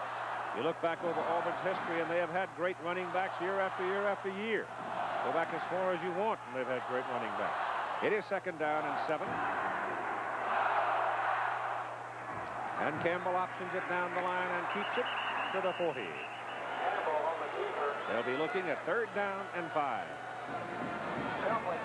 Here's an example of the Auburn running backs that are playing in the NFL. We recognize those names as outstanding ball carriers, and that's just ones in recent years. As Keith mentioned, they go way back. One of the great upsets in this colorful series that started in 1892 was in 42 when a fellow named Monk Gafford cut him up. The only Georgia loss of that year. They went on and won the Rose Bowl game against UCLA. 3rd down and 5 from the 40 as Campbell stands quickly, goes with a wide-out pattern to Chris Woods, number 1, a senior from Birmingham. Woods pulls it down. There's a penalty flag thrown. A late call. It seemed like that as we watch the pattern, Woods has excellent speed. Georgia secondary is giving him a good cushion, even though it's 3rd and short yardage. I believe I'd be up playing him a little tighter than that. on third and short yardage. But it's going for naught. I believe that Auburn is going to be penalized. They're backing up. Talking to Tommy Thurston, senior linebacker. Auburn's time of possession just growing enormously. Defense has dominated the ball game for the Tigers. The offense has made very few mistakes. In fact, no mistakes really that have hurt them. Here's your call from referee Dick Burleson. Holding, offense, repeat third down. One thing, as we mentioned earlier, for those of you that joined the slate, both of these coaches stress the running game, strong defense, and a good kicking game, and throw only when the other team overplays the run, sacrificing pass coverage. Two outstanding coaches, good tradition right here in both of these schools. It is third down and 15 for the Tigers from their 30. And Campbell straight back. Throws it short to Bo Jackson. Gang tackle. And down he goes at the 38, short of the first down. Here is Tim Brandt. Keith, All-American rover Terry Hogue has taken himself out of the ballgame for Georgia defensively. His ankle is paining him something awful. You know, he hurt this ankle against Temple 2 weeks ago. Did not practice this week. Tried to go in the first half, played fairly well, but now it is really hurting him. He's taken himself out of the ballgame. That puts Cantrell in his place as the rover back, who Cantrell having played very well last week in their 10-9 win over Florida. The punt by Colbert, his fourth of the day. Pressure! They almost got it. Almost blocked, but he got it away, and a fair catch is called up at the 32 by Gary Moss. It was Henry Harris, number 52, the freshman, who almost blocked it. 4:30 to go in the third quarter. The third quarter here in Athens, with Auburn leading 13-0. Georgia with its 9th possession. The previous 8 have ended in 7 punts and a fumble. Just short of their 33. Lastinger, the quarterback, opts him down the line, turns it inside, and he is dropped right about the line of scrimmage. Ben Thomas, a big junior from Ashburn, Georgia, made the tackle for Auburn. Another one of the factors in this ball game is Pat Dye, the Auburn coach, was an All-American guard at Georgia, while Vince Dooley, the Georgia coach, was a quarterback at Auburn. And it was Dye in 1959 who recovered a fumble that sealed a Georgia win over Auburn. So the familial relationships are deeply intertwined between these two schools. Lastinger's pass on the money as a penalty flag thrown as David King came up and hit Herman Archie. And apparently they're going to call it that he got there a little too soon. Well, the rule says that the defensive man cannot touch the offensive receiver until the offensive receiver has had a chance to touch the ball. You be the judge. King, number 27, is going to be coming right over the back of Archer, number 81. Too soon. Defense, first down. Very, very close call. If his right shoulder does, in fact, hit Archie's right shoulder, right there, very close play. King was very upset with the call. Tough call, judgment call. So many judgments that a man has to make out there officiating a game. Here's Lastinger. Flips it over to Kevin Harris. Wide out screen. It works for a first down for Georgia. Down to the Auburn 42. Greg Carr made the tackle. Watch the work of Greg Carr, who is a member of the Honor Society. Fine student at Auburn. Watch him fire and blitz, but he doesn't give up. Good defensive football players never give up. They always pursue while the ball is being in the air and on the ground, and a great play by Carr, saving a possible touchdown. At the Auburn 42, first down Georgia. This one of the more impressive offensive efforts by Georgia so far in the ball game. This gain by the fullback, Barry Young, is good down to about the 37. Georgia had been averaging about 1.9 for a rush. ABC's NFL Monday Night Football coming up Monday night. You'll get to see Eric Dickerson, the Rams rookie running back, who's been a sensation. The Rams co-leaders in the Western Division with San Francisco and New Orleans. Atlanta coming along, though. They've moved their record up to 4-6. 9 Eastern time on Monday. Second down, 4.5 for Georgia. On the Auburn side of the field, here's the pitch going back to Keith Montgomery, the tailback, and he's got a yard. That's all. The Georgia offensive front, one of the best in the country. I don't think there's any question about that. But the defensive effort by the Auburn people today, and particularly their big guys in the down position, Smith, Ottman, and Humphrey, have just been a sight. Humphrey, number 79, watch him fight off the block. He uses his hands. That's the mark of a good defensive lineman. He keeps his feet free. Then he recognizes where the ball is and escapes from the block and assists in the tackle. Humphrey made all Southeastern Conference in 1981. It is 3rd down and 3 for Georgia. Outside, Montgomery will not get it. Now Vince Dooley's got to make a decision. He will go for it on 4th down. He has no choice. He's threatening. He's got a little momentum. But the Auburn defense, Keith, the reason they're being so effective with it is that Georgia has not been unpredictable with their offense. They've been stereotyped running the ball most of the time. They went to the boundary side of the field that time, trying to get enough clogging over there and open a crack for Montgomery, and it just simply wasn't available. Auburn will bunch inside and force them to go wide if they make it. That's Scott Williams in motion. Here comes Lastinger. No, nothing doing. Nothing doing. Lastinger never had a chance to execute the option as the Auburn defensive people just simply overran them. Big Doug Smith, 6'6", 275 from Bayboro, North Carolina. And Auburn has the football, 1st down at their own 35. New dreams. You know it. You've got 1 minute and 29 seconds to play in the 3rd quarter. Georgia has had a history with this particular senior class of players. Pull them out late if they had to. They went 99 yards to beat Florida last week in the 4th quarter. But they're in against a different critter, I think, today in these Tigers. Look at that.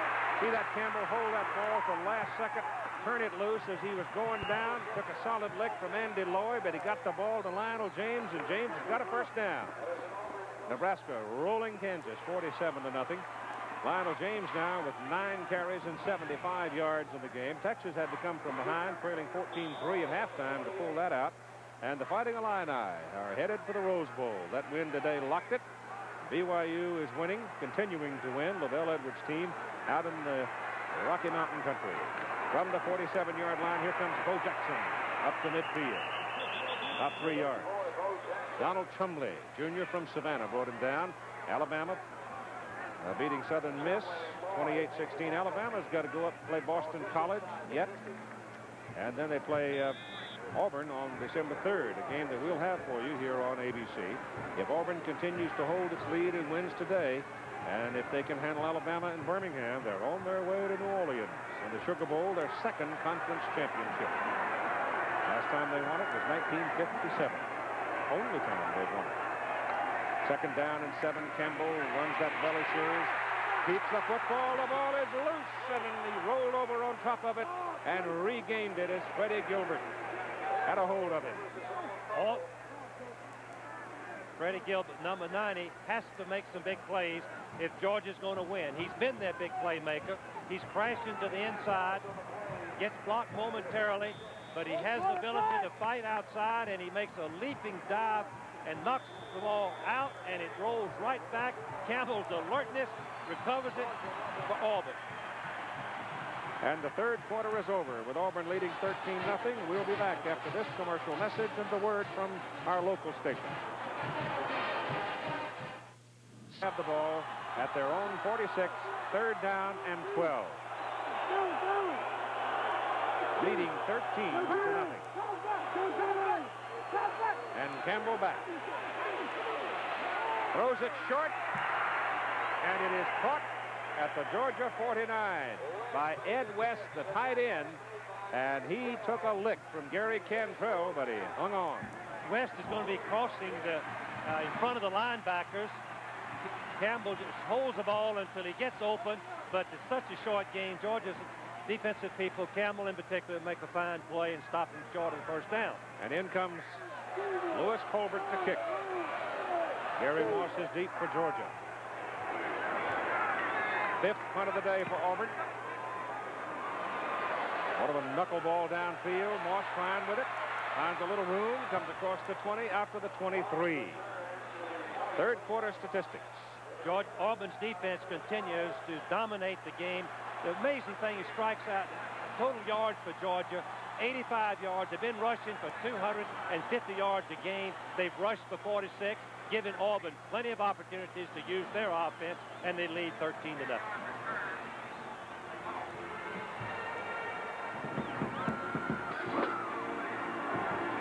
Georgia averaging 2.5 yards on first down plays. That will not get you a win. Here's Lastinger on a roll, bootlegging, coming outside, and hit from behind and brought down by Jim Bone, number 51, a junior from Columbus.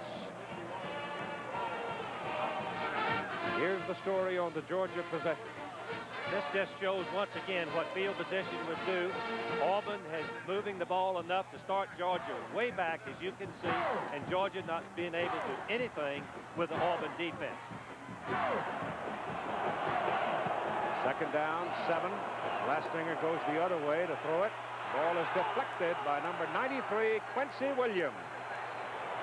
Big Quincy, 6'3", 215, a senior from Douglasville, Georgia, playing at Auburn. Reached up, slapped it down. Georgia's offense is particularly in their passing offense, is not a sophisticated type. They live by the run. Their passing is not fancy. When they get behind, they normally get into trouble. Well, they are in trouble right now with 13.5 minutes to play in this football game. Third down and 7 for the Bulldogs. Lastinger under pressure, gets his pass away, and it is incomplete, intended for Kevin Harris, overthrown and a penalty flag. It's back up around the line of scrimmage on the far side of the field. It's a penalty against Georgia. Somebody started too soon. Will be declined. Bring up 4th down and 7, and Georgia will have to kick it away. Harris, number 20, doesn't have that blazing speed, but he runs precise routes. As you see, he gets open momentarily, but the ball is high. Warren, number 45, was carried. Arch is a man who goes in motion. He jumps the count momentarily, but once he gets started, he has to stay set for 1 full second, and he didn't. The 8th Georgia punt.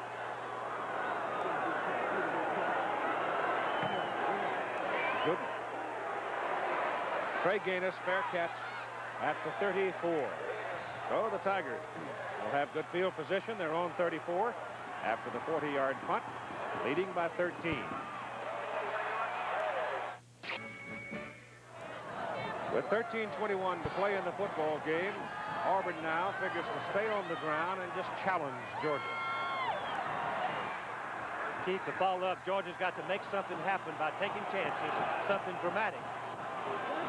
Inside, Lionel James on a little counter, and he moves it from the 34 out to the 40.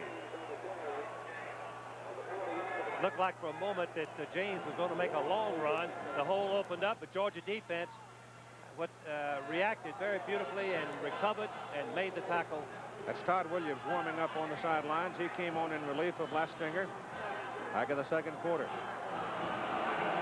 Lastinger just hasn't been able to make anything happen. Second down, 4. James out. Allen Evans, number 33, in replacing him. Campbell stands up. Quick release to the sidelines. Chris Wood gets the first down for Auburn on the Georgia side of the field near the 45. Tony Flack making the play. He had given him a lot of cushion. When you have an experienced quarterback like Campbell, you look up and you see the Georgia quarterback giving a 10-yard cushion. You change the play. You tell Woods to go out and catch the ball and make the first down. The easy way to do it. You don't see the Georgia defensive back Flack come into the play until Woods had turned down and made extra yardage. Campbell now is 10 out of 13, 79. He's hit 7 in a row. Bo Jackson. Did he fumble? Georgia says yes. The officials don't. Well, Auburn's fumbling, preventing the fumbles is something outstanding on the wishbone. Let's watch it again. This is a pitch sweep. Jackson's favorite play. Scored twice against Florida on this one play. He cuts back. Once his shoulder or any part of his body touches the ground other than his legs or his hands, while he's in possession of the ball, it's a dead ball. And I believe that's what happened, Keith. He was on the ground when the ball popped out. Second down, 7. Ball at the Georgia 41. Jackson hammers over the left side. Big 226-pounder. And he's close to a first down at the Georgia 35. Oh, he's strong. Georgia Tech beating Wake Forest today.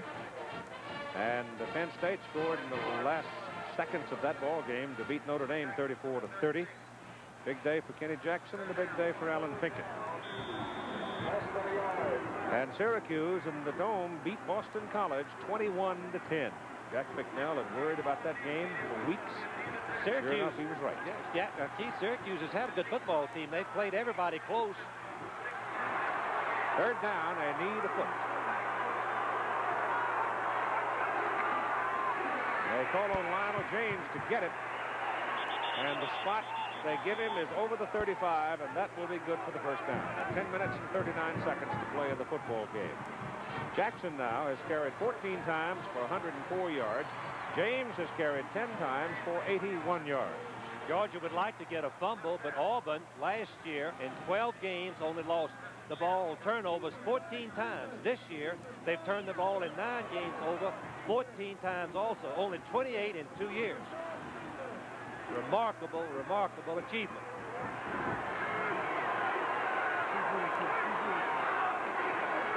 Right it off to Agee, the fullback. Campbell keeps it, and Campbell runs it to the sidelines, and he picks up close to 8 yards on the carry. Georgia's captain, Tommy Thurston, had Campbell for no gain, but Campbell just faked him. Thurston went to the ground. Campbell picked up the good yardage. Couldn't play the play any better. All Thurston had to do was make the tackle, and he couldn't do it. Here's the offensive backfield of Auburn. You can see how they share their responsibilities, the carries, the yardage, and the wishbone. That is what we are accustomed to seeing. Knox Culpepper right now in the ball game, the leading tackler for Georgia, came in with 116. He's added 17 today. That's Bo Jackson cutting it up the middle and getting down to about the 21. For another Auburn first down. Gary Cantrell, the junior from Atlanta, brought him down. Cantrell playing the rover spot in place of the injured Terry Hogue. The play starts to the right. It comes back to Auburn's left. Georgia defense are pursuing very quickly, trying to stop the play. It's an excellent call, something that is good, particularly in the fourth quarter when Georgia is trying to get the ball away from them. Ball is, well, it's actually closer to the 22.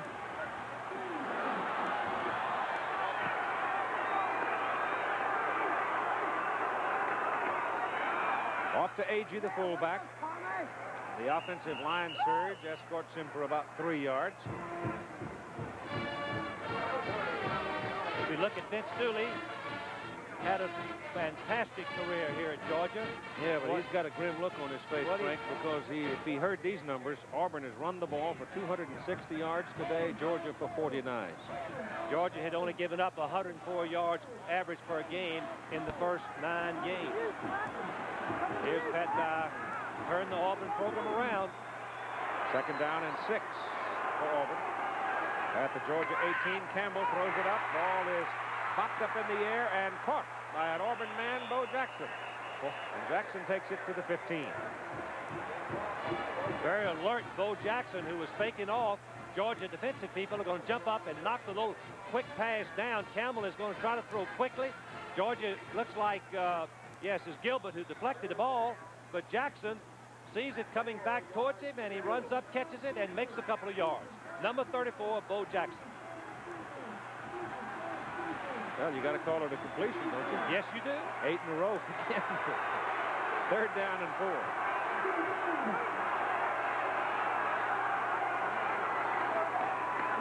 James. They hit him behind the line of scrimmage, Tommy Thurston. But Thurston could only get one arm on him, and he couldn't hold him. And he runs it down to about the 13. He's a yard short of his first down.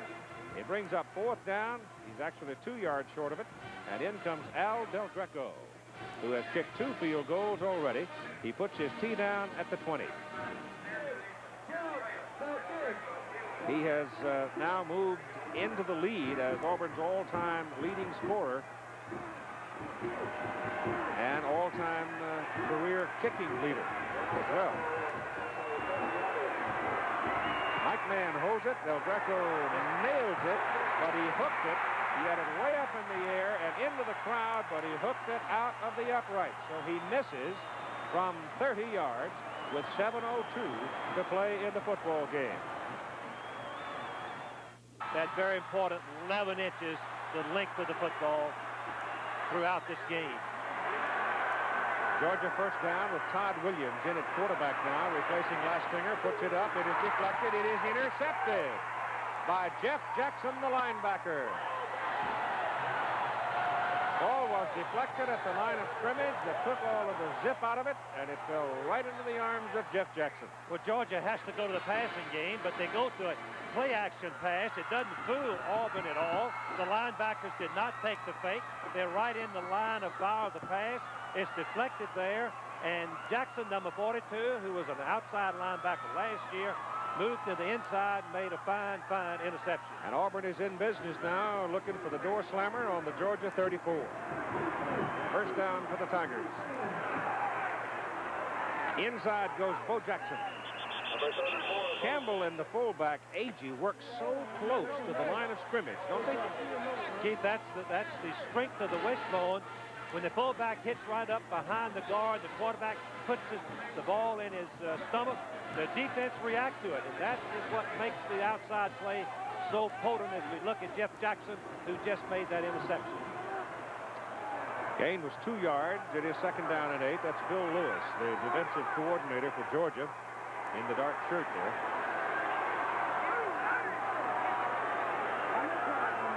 On second and 8, Campbell goes to the air with it, hits Buford, and Buford runs it inside the 20, fights his way on down to about the 17, and at Auburn first down. Darrell Jones, the tackle.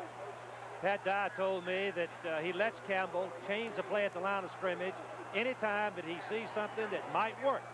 Once again, Georgia's cornerback playing very deep, very soft, gave too much cushion to the Auburn receiver Buford. There's the score by quarters. Call it the 18 where they mark it. And the first down for the Tigers. 5:54 to play in the game. Clock running. He's checked it again. Rides it off to his fullback. Pitches wide to Jackson. And Georgia cuts him down. Coming across, Charlie Dean with a rolling block, taking the feet from under Jackson. Here's exactly what Pat Dye predicted for the ball game. Randy Campbell is a winner. He has those intangibles, and he had a great game today. 12 out of 15 for 95 yards. Last 8 in a row. Is it 9 in a row? 9 in a row, yeah. All just short of the 15. Second down, short 8, long 7. Jackson again, dives in there. A couple of yards. The Georgia defense continues to fight valiantly. They've been put in very difficult positions by the Georgia offense. Ineffectiveness. Hard to stay out on the field for the whole ball game and stop a team like Auburn that has the backs that are breakaway threats on any down.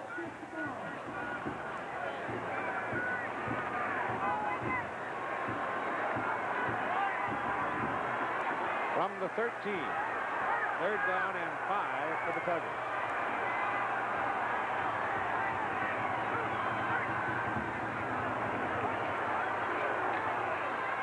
Lionel James into the stack right about the line of scrimmage. Just setting up the field goal. If they didn't make the first down, putting the ball directly in front of the goalpost. Del Greco comes in. El missed from 30 a few minutes ago. And they let the clock tick along, using all the time they can. They got a pretty good break because that 25-second clock didn't reset for about 3 seconds. This will be another 30-yard try. He's hit from 20, hit from 41, and missed from 30 today.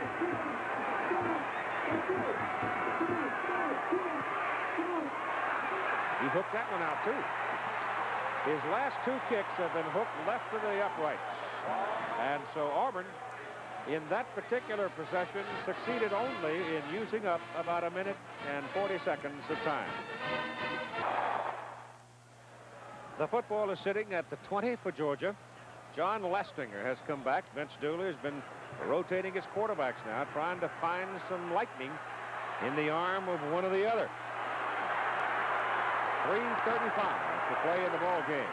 Lastinger, very quickly. Kevin Harris dives for the marker and looks to have it across the 30 for a Bulldog first down. Georgia has to rely on desperation passes now. Just go to the air virtually every down. Auburn will be playing for this, mixing up some rushing, but mostly defended and conceding the short throws.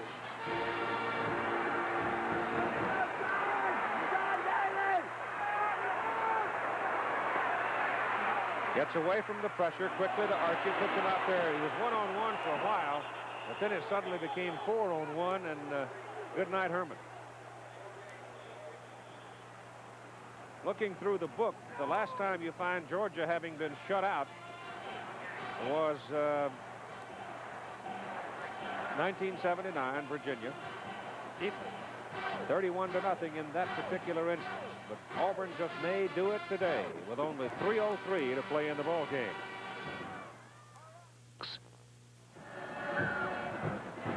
With 3:03 to play in the football game and a 13-point Auburn lead, it is 2nd down and 10 for the Georgia Bulldogs at their own 30.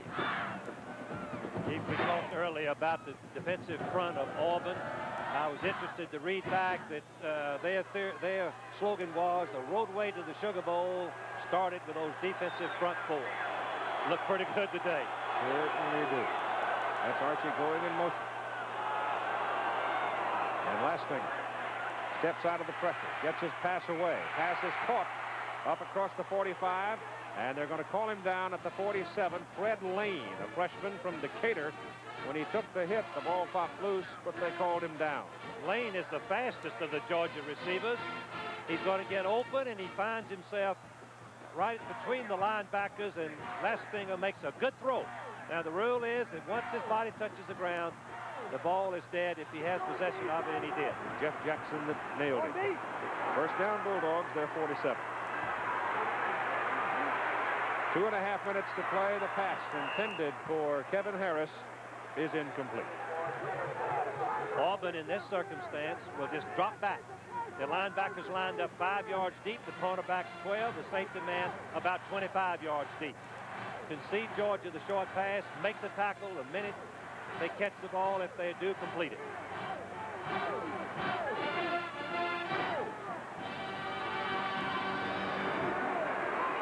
Auburn's only stumbled this year, lost to Texas in the second game by a score of 20-7. They were down 20-0 at halftime in that ball game. Lastinger dropping back the throw, goes to the sideline, pass incomplete, bounced in front of the intended receiver Kevin Harris. Teams that run the football, live by the run, have a difficult time playing catch-up football. But Vince Dooley's teams, this particular senior class, have won 41 games, lost 3, and tied 1 without having a sophisticated passing attack. But they're behind 2 touchdowns virtually now, and they're in trouble. 2.5 minutes exactly to play in the game. It is 3rd down and 10 for Georgia from their own 47.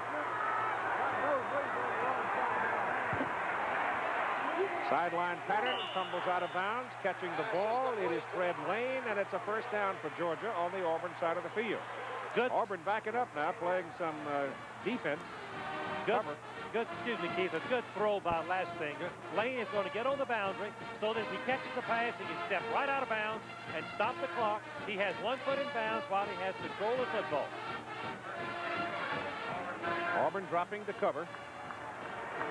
So you're able to pick up that 10 to 15-yard zone normally pretty well when the team's playing off the ball. Here's Lastinger's pass down the middle. Lane is wide open. And Lane is brought down inside the 15 at the 13.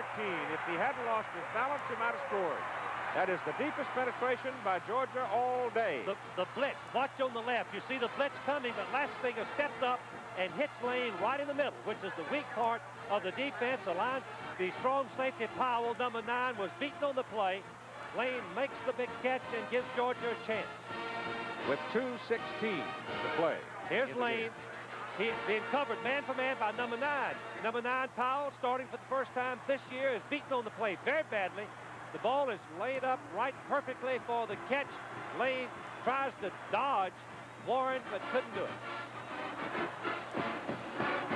Keith, that was the first time that Auburn has tried to rush Georgia in this circumstance. They got caught beating man over man. I don't think they will do it again. No, I don't believe they will. Those are the games that are set for the future. Army-Navy on Friday the 25th, day after Thanksgiving in the Rose Bowl, Pasadena. Then on November 26th, we'll have Texas and Texas A&M, and the Aggies are getting their act together. It won't be an easy trip for the Horns to Aggieland. And then Saturday, December 3rd, 3:30 Eastern Time, Auburn and Alabama. And a Sugar Bowl trip for Auburn on the line. If Georgia can score here and get the onside kick to both extra points, they could win this ball game. Got to score the first one first. Lastinger to the corner. He's got a man. Touchdown. Herman Archie.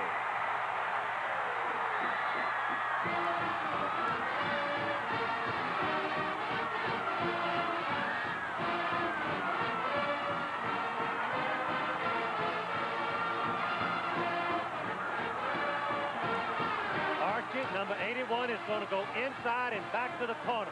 We call it a flag route. Number 9, Powell, a mismatch. He's the strong safety. He's beaten on the play. He cannot defend. The ball is thrown high. Archer, 6'5", in height, pulls it in for the touchdown. Kevin Butler for the extra point try. Jimmy Harrell holds it. Brad Ansley snaps it. And the kick is good.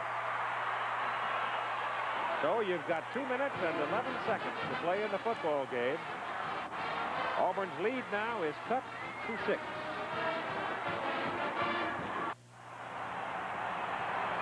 (13-7) Auburn. 2:11 to play in the game. And the fellow on the sidelines who's got to have wet palms right now is Al Del Greco, who missed 2 30-yard field goals. And Keith, Kevin, Auburn's got 12 men on the field. They've got 12 men. They sure do. But 2, 4, 5, 7, 10, 11. No, they just got they got one of them more. There's your onside kick. Bobbing around.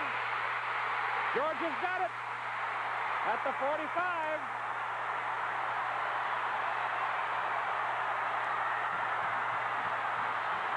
Great job, the Golden Glory, I'll tell you. David Painter comes up with the ball. Kevin Butler is an expert. I was going to tell you that before the kick. I didn't get a chance. He's an expert at making the ball bounce up in the air after it hits the ground to give his players a chance. Watch Butler roll the ball, hit it right on the top. It goes way up in the air. Auburn comes out. Their tight end, number 82, Parks, tries to get it. He misses it. Painter came out of there with it. It's Georgia's ball, first down at their own 46. Now the Auburn defense digs in. They pretty well control Georgia all day, and they miss the sack, but they finally get it. Number 93, Quincy Williams, was really on a roll there. John Daly missed him, and that's Painter who recovered the onside kick. But Georgia's quarterback, Lastinger, is decked back at the 42. So once again, the Auburn defensive unit makes a big play. Second down, 14. Lastinger back. Has better protection this time. His pass is away short to Tron Jackson, and out of bounds he goes. He picked up about 2 yards on the play. Auburn, in the last 2 weeks, has faced 2 outstanding passers in Wayne Peace and Esiason from Maryland, giving up over 300 yards to both of them. So the Auburn secondary can be burned. Yes, they can. You can see that. But Georgia doesn't have the passing game to do it. At least they haven't had to this point, with 1 minute and 37 seconds to play in the game. 1:37. 13-7 Auburn. Georgia with the ball. Third down and 13. Lastinger getting pressure. Gets it off to Fred Lane. He's out there with 2 people. No place to go. Greg Carr locks him at the 39. And Georgia is backing up now, losing on that play, and calls timeout with 1:29 to play. As we look at Pat Ty, who had this football game as seemingly won, and now he's threatening. Georgia is threatening. What's going through his mind? He's trying to keep his poise. He's trying to get his defense lined up properly, not to be rattled, trying to calm them down and play what they do best. He's got to keep his poise. He cannot be thinking about the national championship, a possibility, the Sugar Bowl, or whatever. He's got to get his defense settled down so that they can play their best effort on these He's in pretty good shape, Frank. He's looking at, Georgia's looking at 4th down and 16. They have no timeouts remaining and 1 minute and 29 seconds to play in the game. I like Auburn's chances. Auburn defense has really risen to the occasion, as we say in football. You get your backs to the wall, and they came out and have stopped Georgia with a sack and 2 very short passes, losing a few yards. Georgia will have to go deep down to the intermediate routes. They've got to go 16 yards. Glassfinger has it over the middle, and it is almost intercepted, almost picked off. Batted down by Jimmy Warren, and Auburn takes over Georgia now with no timeouts remaining and 1 minute 23 to play in the football game. Auburn can take 25 seconds to put each play, down into play, and therefore they will not have to punt the ball and give it up to Georgia. They'll just fall on it.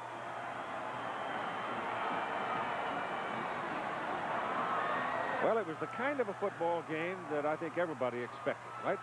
I agree with you, Keith. And when you look at Pat Dye, I asked Pat, what are the winning things, the keys to winning? Win the battle of turnovers, win the battle of penalties, the kicking game, and conversion downs. And Auburn has done that. All right, that gets the clock rolling. And it'll just keep on rolling because Georgia has no timeouts to kill it. And Keith, will be in Birmingham when Auburn lines up against Alabama.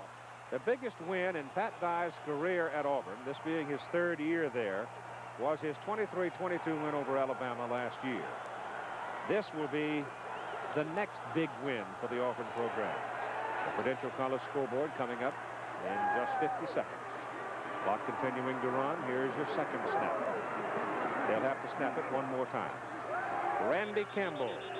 Big day for Campbell. All week long, Frank, I felt that Campbell would be the man, and he turned out to be exactly that. He is Auburn's most valuable player. Georgia's most valuable player is Knox Culpepper, who had 20 tackles, now has 136 on the season. Campbell, 12 out of 15, 95 yards, hit 9 in a row. He ran for 35 yards on 15 carries. So the respective universities of Georgia and Auburn will receive, in the names of their NBCs, $1,000 from Chevrolet for their General Academic Scholarship Fund. And as the clock ticks away, the Auburn fans run onto the field to join the football team as Auburn has defeated Georgia by a score of 13-7.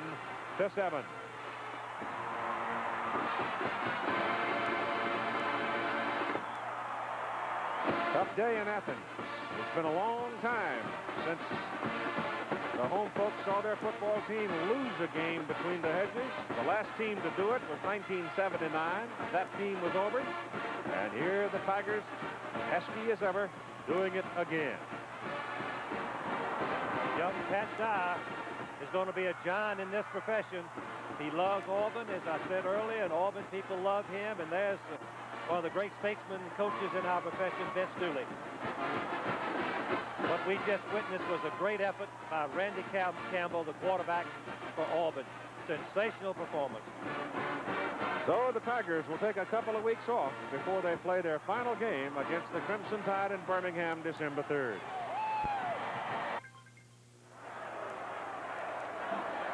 Coming up next, the Prudential's college scoreboard. Prudential will have the rundown for you of all the games around the country, and there have been some surprises. And here in Athens, Auburn defeats Georgia by a score of 13-7. The executive producer of ABC Sports is Roone Arlen. Today's coverage of the Auburn Georgia game produced by Chuck Howard, directed by Andy Sedaris, our technical director John Allen, associate director Garland Pete. This is Keith Jackson along with Frank Broyles and Tim Brandt. Our stats by Dave Burnson, and our spotter was Todd Barry. Prudential College Scoreboard in just a moment. NCAA college football brought to you by new Gillette Foamy Gel with more lubricants for the closeness and comfort you want in a shave. By Canon. Canon proud to be the official 35mm camera of the 1984 Olympics. And by Mr. Goodwrench and General Motors Parts. Yes, indeed. The party's on at Trumer's Corner as Auburn wins by 6. Travel arrangements made through and promotional fee paid by United Airlines, the official airlines of the 1984 Olympic Games, and proud sponsors of the U.S. Olympic team. This is a presentation of ABC Sports.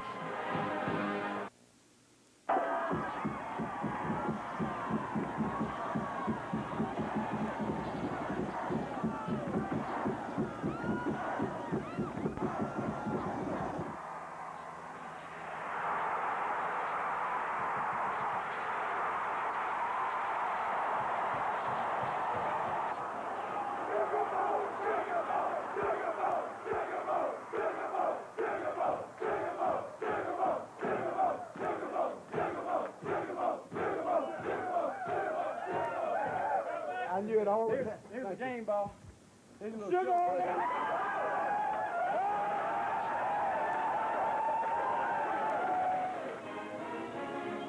The Auburn Football Review with Coach Pat Dye.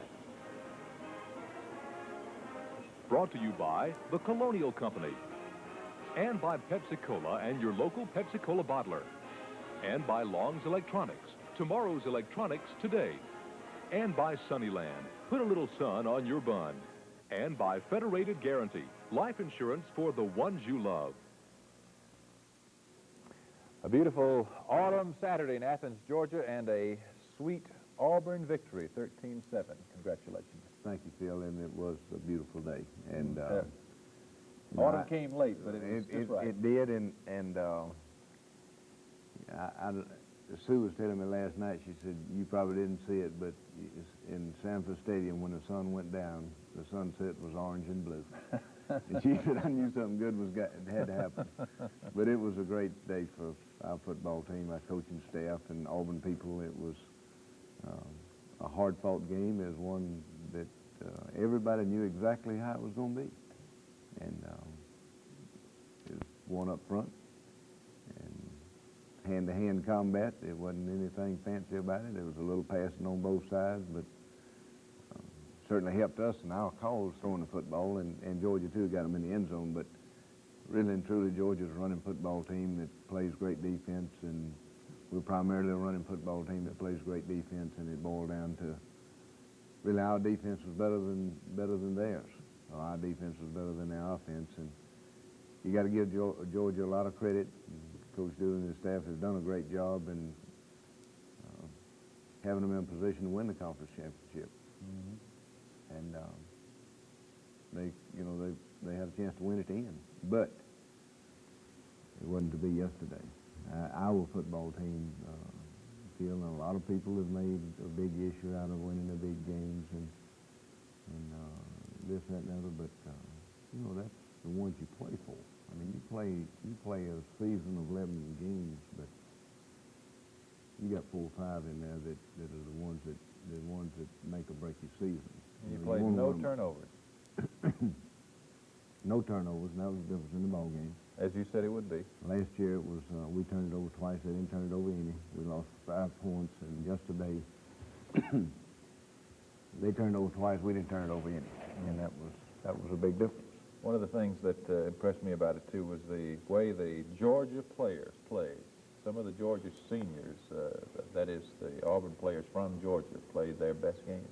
Well, it was a great football game, and you're going to see in the film that individual effort was unbelievable on some of them. Jeff Jackson, I'm sure, played the best game he's ever played at Auburn. Quincy Williams had some great plays. Doug Smith just had 3 tremendous plays defensively that I know of right now. The fumble caused, of interception caused, and the 4th down when he stopped them. So there's a lot of stars out there, and Greg Carr had another outstanding day. Gerald Robinson, secondary, played well. Bo had a great day running the football, and the offensive line had to do a good job. And of course, as always, Randy was near flawless in his operation at quarterback, and that's a result of, you know, just a youngster that's grown and matured and developed into a really outstanding quarterback. It's a great leader for us, and I'm just happy for the players and the coaching staff that has worked so hard and set their goals, and it's, you know, it's one thing to set them, but it's something else to reach them. And we still got one to go. There's a mighty big one on our schedule, and we're going to give them off this week and kind of rest up and heal up. And I think they've earned it, wouldn't you say? Go back. Well, nobody in the country's played one tougher than we have. Right. So, and early on, when the television people called about us moving the game back to the 3rd of December, 3 weeks is a long time to have off before you play a game. But I knew that with our schedule, we'd be bruised and battered and sore and at this time, so I'm delighted to death that we have the 3 weeks before we play Alabama. Let's go into the post-game dressing room right now, and as you can imagine, it was a lot of fun. You played yourself a game of a lifetime, didn't you? Yeah, it was about time. I mean, I hadn't had one like this all year. And it couldn't happen no better time than now against Georgia. How do you feel about it? Going home now. Sweet. How about them dogs? I got a feeling. Oh, yeah. The Tigers going to the Sugar Bowl. I got a feeling. The Tigers going to the Sugar Bowl. It's my job to stay underneath, and we got a man over the top. And so that was hanging a little bit, let him get a little bit in front of me where I can bait the quarterback in the throwing, and he did. I wanted to intercept it, but I missed. I said, I'll just knock it down. Hey, which one of you guys is Rod Middleton? Me. What? I'm getting a little time. Oh, no. How about them Tigers? That's what I'm going to say. How do you feel now? It's taking a long time to do it. I don't know. I ain't come down yet. I don't know. It's great. Going to the Sugar Bowl. What they were doing is they were sending about 3 or 4 guys on Tommy Age's fullback, trying to stop him. They had the linebacker and the defensive tackle in the end all keying on him, because that was our big play last week. Auburn? Hey, yes. We're going to be #1. It's just something we practice before the game and every day at practice. Is when you got to have to catch the ball first, and I was going to run with it before I caught it. And then I decided, after I seen I was fumbling it, I just concentrated on the ball and just stopped to get it. And then when they scored the touchdown, everybody got uptight, and then they came back in that onside kick. You know, we know then, you know, the only way for us to go to the Sugar Bowl was to win this game, and everybody just went out there and put their guts on the line. I was paying attention at all times, just waiting for them to check, you know. But they had a lot of success, and I'm happy that, you know. I thank God that we won the way we played. I mean, you were there, and we didn't really execute our offense at all this second half. And Georgia's type of ball club where you nearly have to be perfect. I think the key of making up from not executing our offense was we didn't have any turnovers still, and Georgia had 2, and that was the big, you know, effect in the game. Tommy's 219 yards last year. They had to take away our fullback threat, and with them taking away that, it leaves something else open. And I think Brandon did a great job, and he just pitched it, and the corners were there, and our split ends did a great job of blocking. Think this team can win big games now? Yeah. I knew it from the jump. We got a lot of young guys, and they're growing and they're pulling together and seem to be having fun. That's what it's all about. They're a great team, and I have all respect in the world for them, and I wish them good luck next year. Where are you going tonight? Back home to Atlanta. How are you getting in that out pass? Well, their corner lined up deep on our wideout, on Chris or Clayton or Trey, whoever happened to be out there. And the guy that's usually the strong safety was playing pretty close to the line of scrimmage. And it was a combo where I could look out and see where he was and choose between the sweep and the pass play. Early in the game, I chose the sweep a lot, and then later in the game, I started throwing the out pattern a lot. It was up. Coach Crow leaves that up to me. As the seniors representing our football team yesterday, we put Pat Anthony and Lionel James out front to call the toss, and which they lost versus only second time this year. What I guess, and what we had to receive, didn't we? Right. Because they chose to take the ball in the half, and I wondered if you decide to kick anyway. You know what we did to come out the second half? We gave Georgia the ball and the win, so we would have the win in the fourth quarter. Mm-hmm. And of course, there's the first drive we had the ball right here, and we move it pretty good. We come down the field and make a nice pitch to Lionel, and come back and throw the ball out in the flat, pick up a key first down. Bo makes a nice run here. We're getting it down close. But they had to give it up, miss a long field goal. Long field goal, and the ball actually hit the corner of the goalpost. We started out playing defense from the beginning, and there's a great play right there by Doug Smith, and we were really concerned about the last thing, keeping the ball on the option, and we had worked very hard to keep him from cutting down the running lanes. He'd like to turn back up inside, and there's Lionel breaking a tackle and making some miss and picking up 4 or 5 yards. Taking this from the end now after the turnover. That's Randy. Great job out there by Pat Arrington blocking the linebacker, and Randy picks up another first down. Bo is running here, and this is a great run, folks. I think that run right there probably convinced Georgia folks and Georgia team that Bo is a great running back. Right here, just watch it. He just runs through it, powers through it. Leaves 2 there, and another one there. He runs out of that one, and they finally drag him down. And then watch this. Bo gets the big block out here on the corner. This is Randy pitching to Lionel, and Bo knocks his guy down the offensive line. I think Ron Middleton had a nice block on the linebacker there, had him walled off inside, and Lionel gets a little victory ride. And sugar on him. Sugar cubes in the end zone.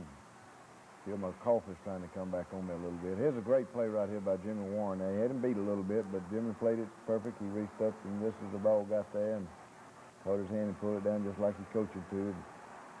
They just didn't have any running room at all yesterday, and here's a great play. They run the comeback and run a quarterback draw, and last thing runs up inside, and Pat Thomas makes the play. Here's just a little handback misdirection play we run, and Bo picks up and makes a nice gain. 12 yards. 3rd and 7 play. Looking, comes back to Jeff Parks on kind of a throwback route, and Jeff picks up a first down. Tried to go for it on 4th down here. Yes, we did, and I don't know, that play is really designed to get the ball pitched, and Randy felt like the folks ran upfield and took the pitch away from him, but they stopped on 4th down. Fine play by Gerald Robinson. And, we had tremendous respect for Clarence Cagle in the game. And I know Quincy Williams and Gerald Robinson and John Daly and Kevin Green, our defensive ends, must have had to play outstanding because Georgia just had no running room whatsoever on the sweep or the sprint draw or whatever they came over there with. Fine throw and catch by Randy and Clayton. And Clayton comes back on the reverse. And Georgia does a good job of playing it. We still gain 3 or 4 yards. 1st and 10. We're going on down and make a first down. Here's a fine play by Randy and Bo. Acceleration. Randy and Bo do some mysterious things out there with that ball. Some way they pitch it and handle it. The guy's covered. Tight end was covered on this play. Yeah, we were trying to finesse them there. That works sometimes. When it works, it looks great, and when it doesn't, it looks kind of silly. So that one looked kind of silly, but we get a field goal out of it, and it's 10-0. It was a great play by Jeff Jackson. We forced the quarterback to pitch the ball, and Jeff gets outside on the option and makes a play, and it was for no gain. Good pressure right there by Quincy Williams, and forces last thing to hurry his throw a little bit, and I believe that might have been Todd Williams, the backup quarterback. Pitching to Tron Jackson, and David King comes up and makes a nice play on it. There's John Daly and Doug Smith and David King and Greg Carr. Great play right there. I'm not sure. Was that a forced down? Stop him on 3rd and 3 there. 3 and forced him to have to punt This is the next series here. Here's another outstanding play right there by Victor Beasley, and Victor did a great job of deflecting the pass without getting pass interference. Here's the pressure. Again, Ben Thomas comes over and makes the play. 3rd and 5. Again, Greg Carr knocks it down. And you can see that our defense is just, they're around the football and just doing a great job. Here's a key play in the drive for a field goal right before the half. This drive started with 1:25 left in the half at the 35-yard line. I don't know, that must have been a 20-yard run by Randy. And he got out of bounds, too. And come back and throw over the middle to Tim Jesse. You can see we're using a kind of a double wing set here, and come back and throw the screen pass. And we're a wishbone football team, but we have the ability to spread folks out and use our running backs in the passing game. I think both got 4 passes last night, split ends. We got a lot of formations that we can go to. Just having the threat of lining up in that full house, gives people problems to get ready to play us defensively. 13-0 at the half. We'll be back in just a minute. You couldn't have hoped for any better situation defensively at the half. Georgia had made 57 yards total and only 3 first downs. Well, you know, we had to make a decision at the half, Phil, and I knew the game would get into the fourth quarter and be won in the fourth quarter. I felt like it would be, even though I felt comfortable with the lead we had, and we were playing well and moving the football and playing well on defense. So we made a decision to go ahead and give them the ball and the win in the third quarter, which would give us a win in the fourth quarter. And you know, and if we need to win with a field goal, we'd have the advantage. The great Auburn band. Isn't it great to have the band on the road? Well, Sue said the band won the contest too, and but they always do. So, they've done a great job as that Georgia Bulldog. Their opening series, third quarter. They come back and no, move this the is their football second right here. series. You stopped them. They moved the ball and made a couple of first downs. There's a great play by Jeff Jackson, and you can see Tron Jackson, another that tailback. Tommy Powell comes up and makes a play. Quincy Williams getting pressure there. Great tackle in the open field right there by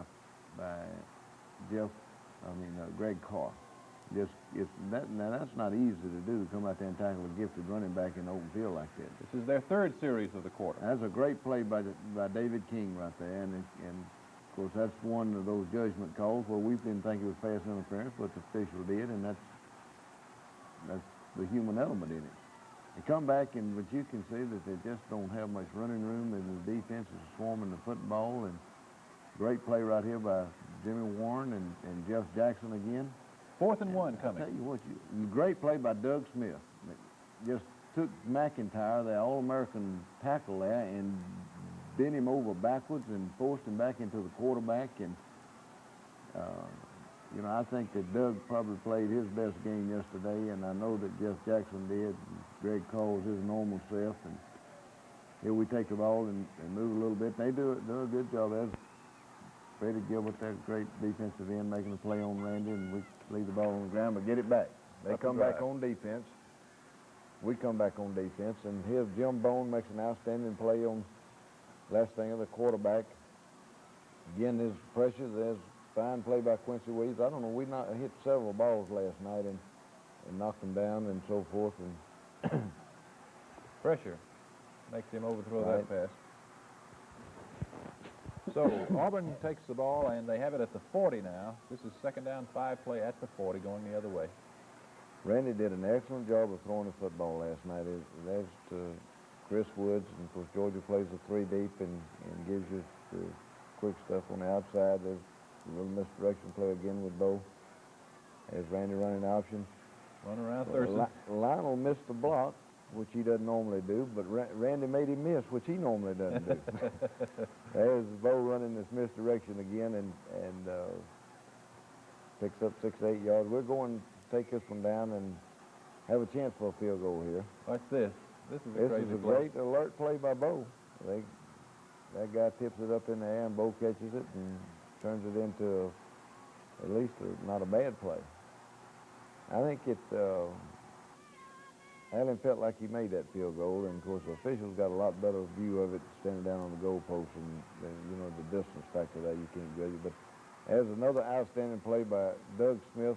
Tipped that ball and made him take a little off of it, and Jeff Jackson comes up with the interception, and we're back in business at the 30-yard line. There's a fine throw and catch to Clayton Buford, and Randy's throwing and Clayton catching. And 3rd and 5 here. Lionel runs a sweep, and they stop us, and again have an opportunity to kick the 30-yarder, and this time it was not close. Either one of those could have put the ball game out of reach for Georgia, because it would have made it 16 to nothing, and the way our defense had been playing, it would have been near impossible for them to. That guy is a good receiver. Make it up. He is a good receiver, and of course Last Thing has got great poise as a quarterback, and they're going to take this one down to score now. It's tackled by Jeff Jackson.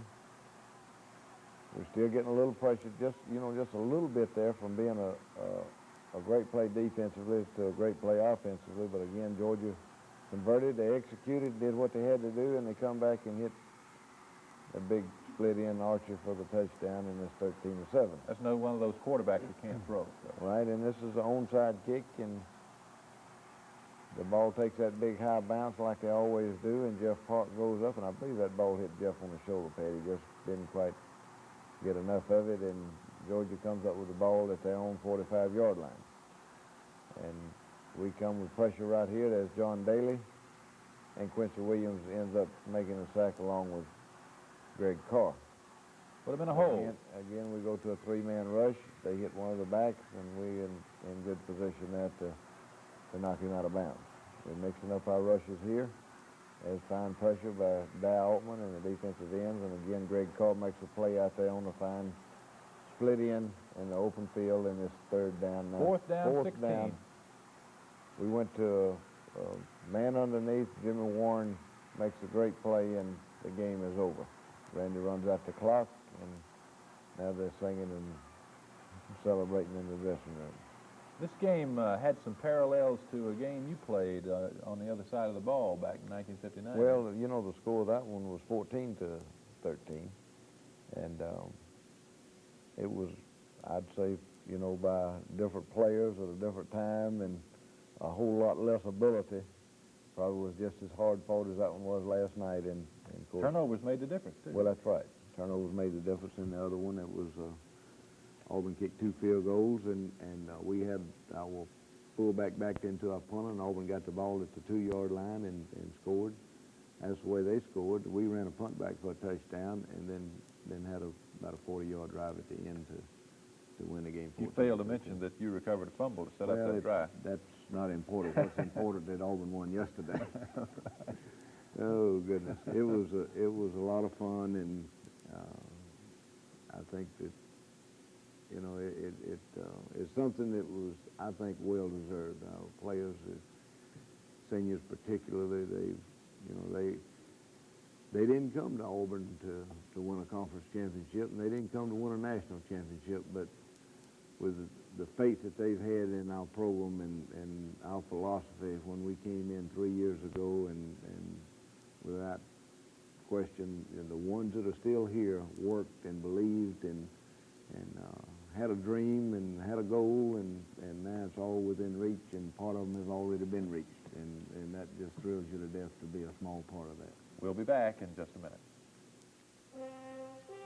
Today you need a new bank to take you to the future. With energetic leadership and the resources to meet the banking challenges ahead. A bank with your tomorrows in mind today. Coming up with new ideas, new plans and innovations. A strong new bank ready for the future. Today's bank is Colonial Bank. Come with us to the future. Watch all of your favorite shows, movies, and sporting events direct from the stars with this complete satellite system, now at Long's Electronics for only $13.95. This excellent system includes this 10-foot parabolic antenna, KLM receiver, applica, LNA, and mount. Write Long's Electronics for your free satellite catalog. That's Long's Electronics, Birmingham, Alabama, 35210. Remember, for your free satellite catalog, write to Long's Electronics, Birmingham, Alabama. Dad, I'm glad to be back home. I really love this place. One day it'll be yours. I've made sure of that. You'll be the 4th generation. I know you worked hard to keep this land. I've seen too many families lose their land because there wasn't enough money to take care of expenses. That won't happen to you. I have Federated Guarantee Life Insurance to give you the money you need when you inherit this farm. You'll always be here, Dad. Federated Guarantee Life Insurance. Available only from your Farm Bureau agent. Well, that was late in the afternoon. I guess Hall Thompson watched it on television. He wasn't on the golf course. Well, you know, Mr. Thompson and a group of men from Shoal Creek came down to Auburn the other day, and they're traveling all over the state of Alabama, working on the PGA tournament next year at Shoal Creek. And, you know, I've played golf at Shoal Creek. I've been around Shoal Creek. I'm not much of a golfer. But, you know, I think that it is absolutely one of the greatest things that's happened to Alabama is the PGA Tour coming to Shoal Creek, because Shoal Creek is certainly one of the show places here in the state of Alabama, and Mr. Thompson and that group is working very hard to make it a first-class affair, and I can assure you that everything Hall Thompson does is first class, and I certainly hope that everybody in the state of Alabama is going to support this tournament and the efforts that they're making, because it will be a great thing for the state of Alabama. I grew up around the Masters, and Shoal Creek is a show place in Alabama, just like the Augusta National is in Georgia, and it's just a great way for us to promote the state of Alabama. The UAB Auburn basketball game the night before the Alabama-Auburn game, going for a record crowd for basketball in that game. The tickets are $6, $5, and $4. Coliseum Ticket Office, Birmingham, Auburn Athletic Department, and all Pizzit stores throughout the state have tickets. We want to set a record for that game. Will we have a show next week? We'll be on in 2 weeks. 2 weeks. Week before the Alabama-Auburn game, so join us then.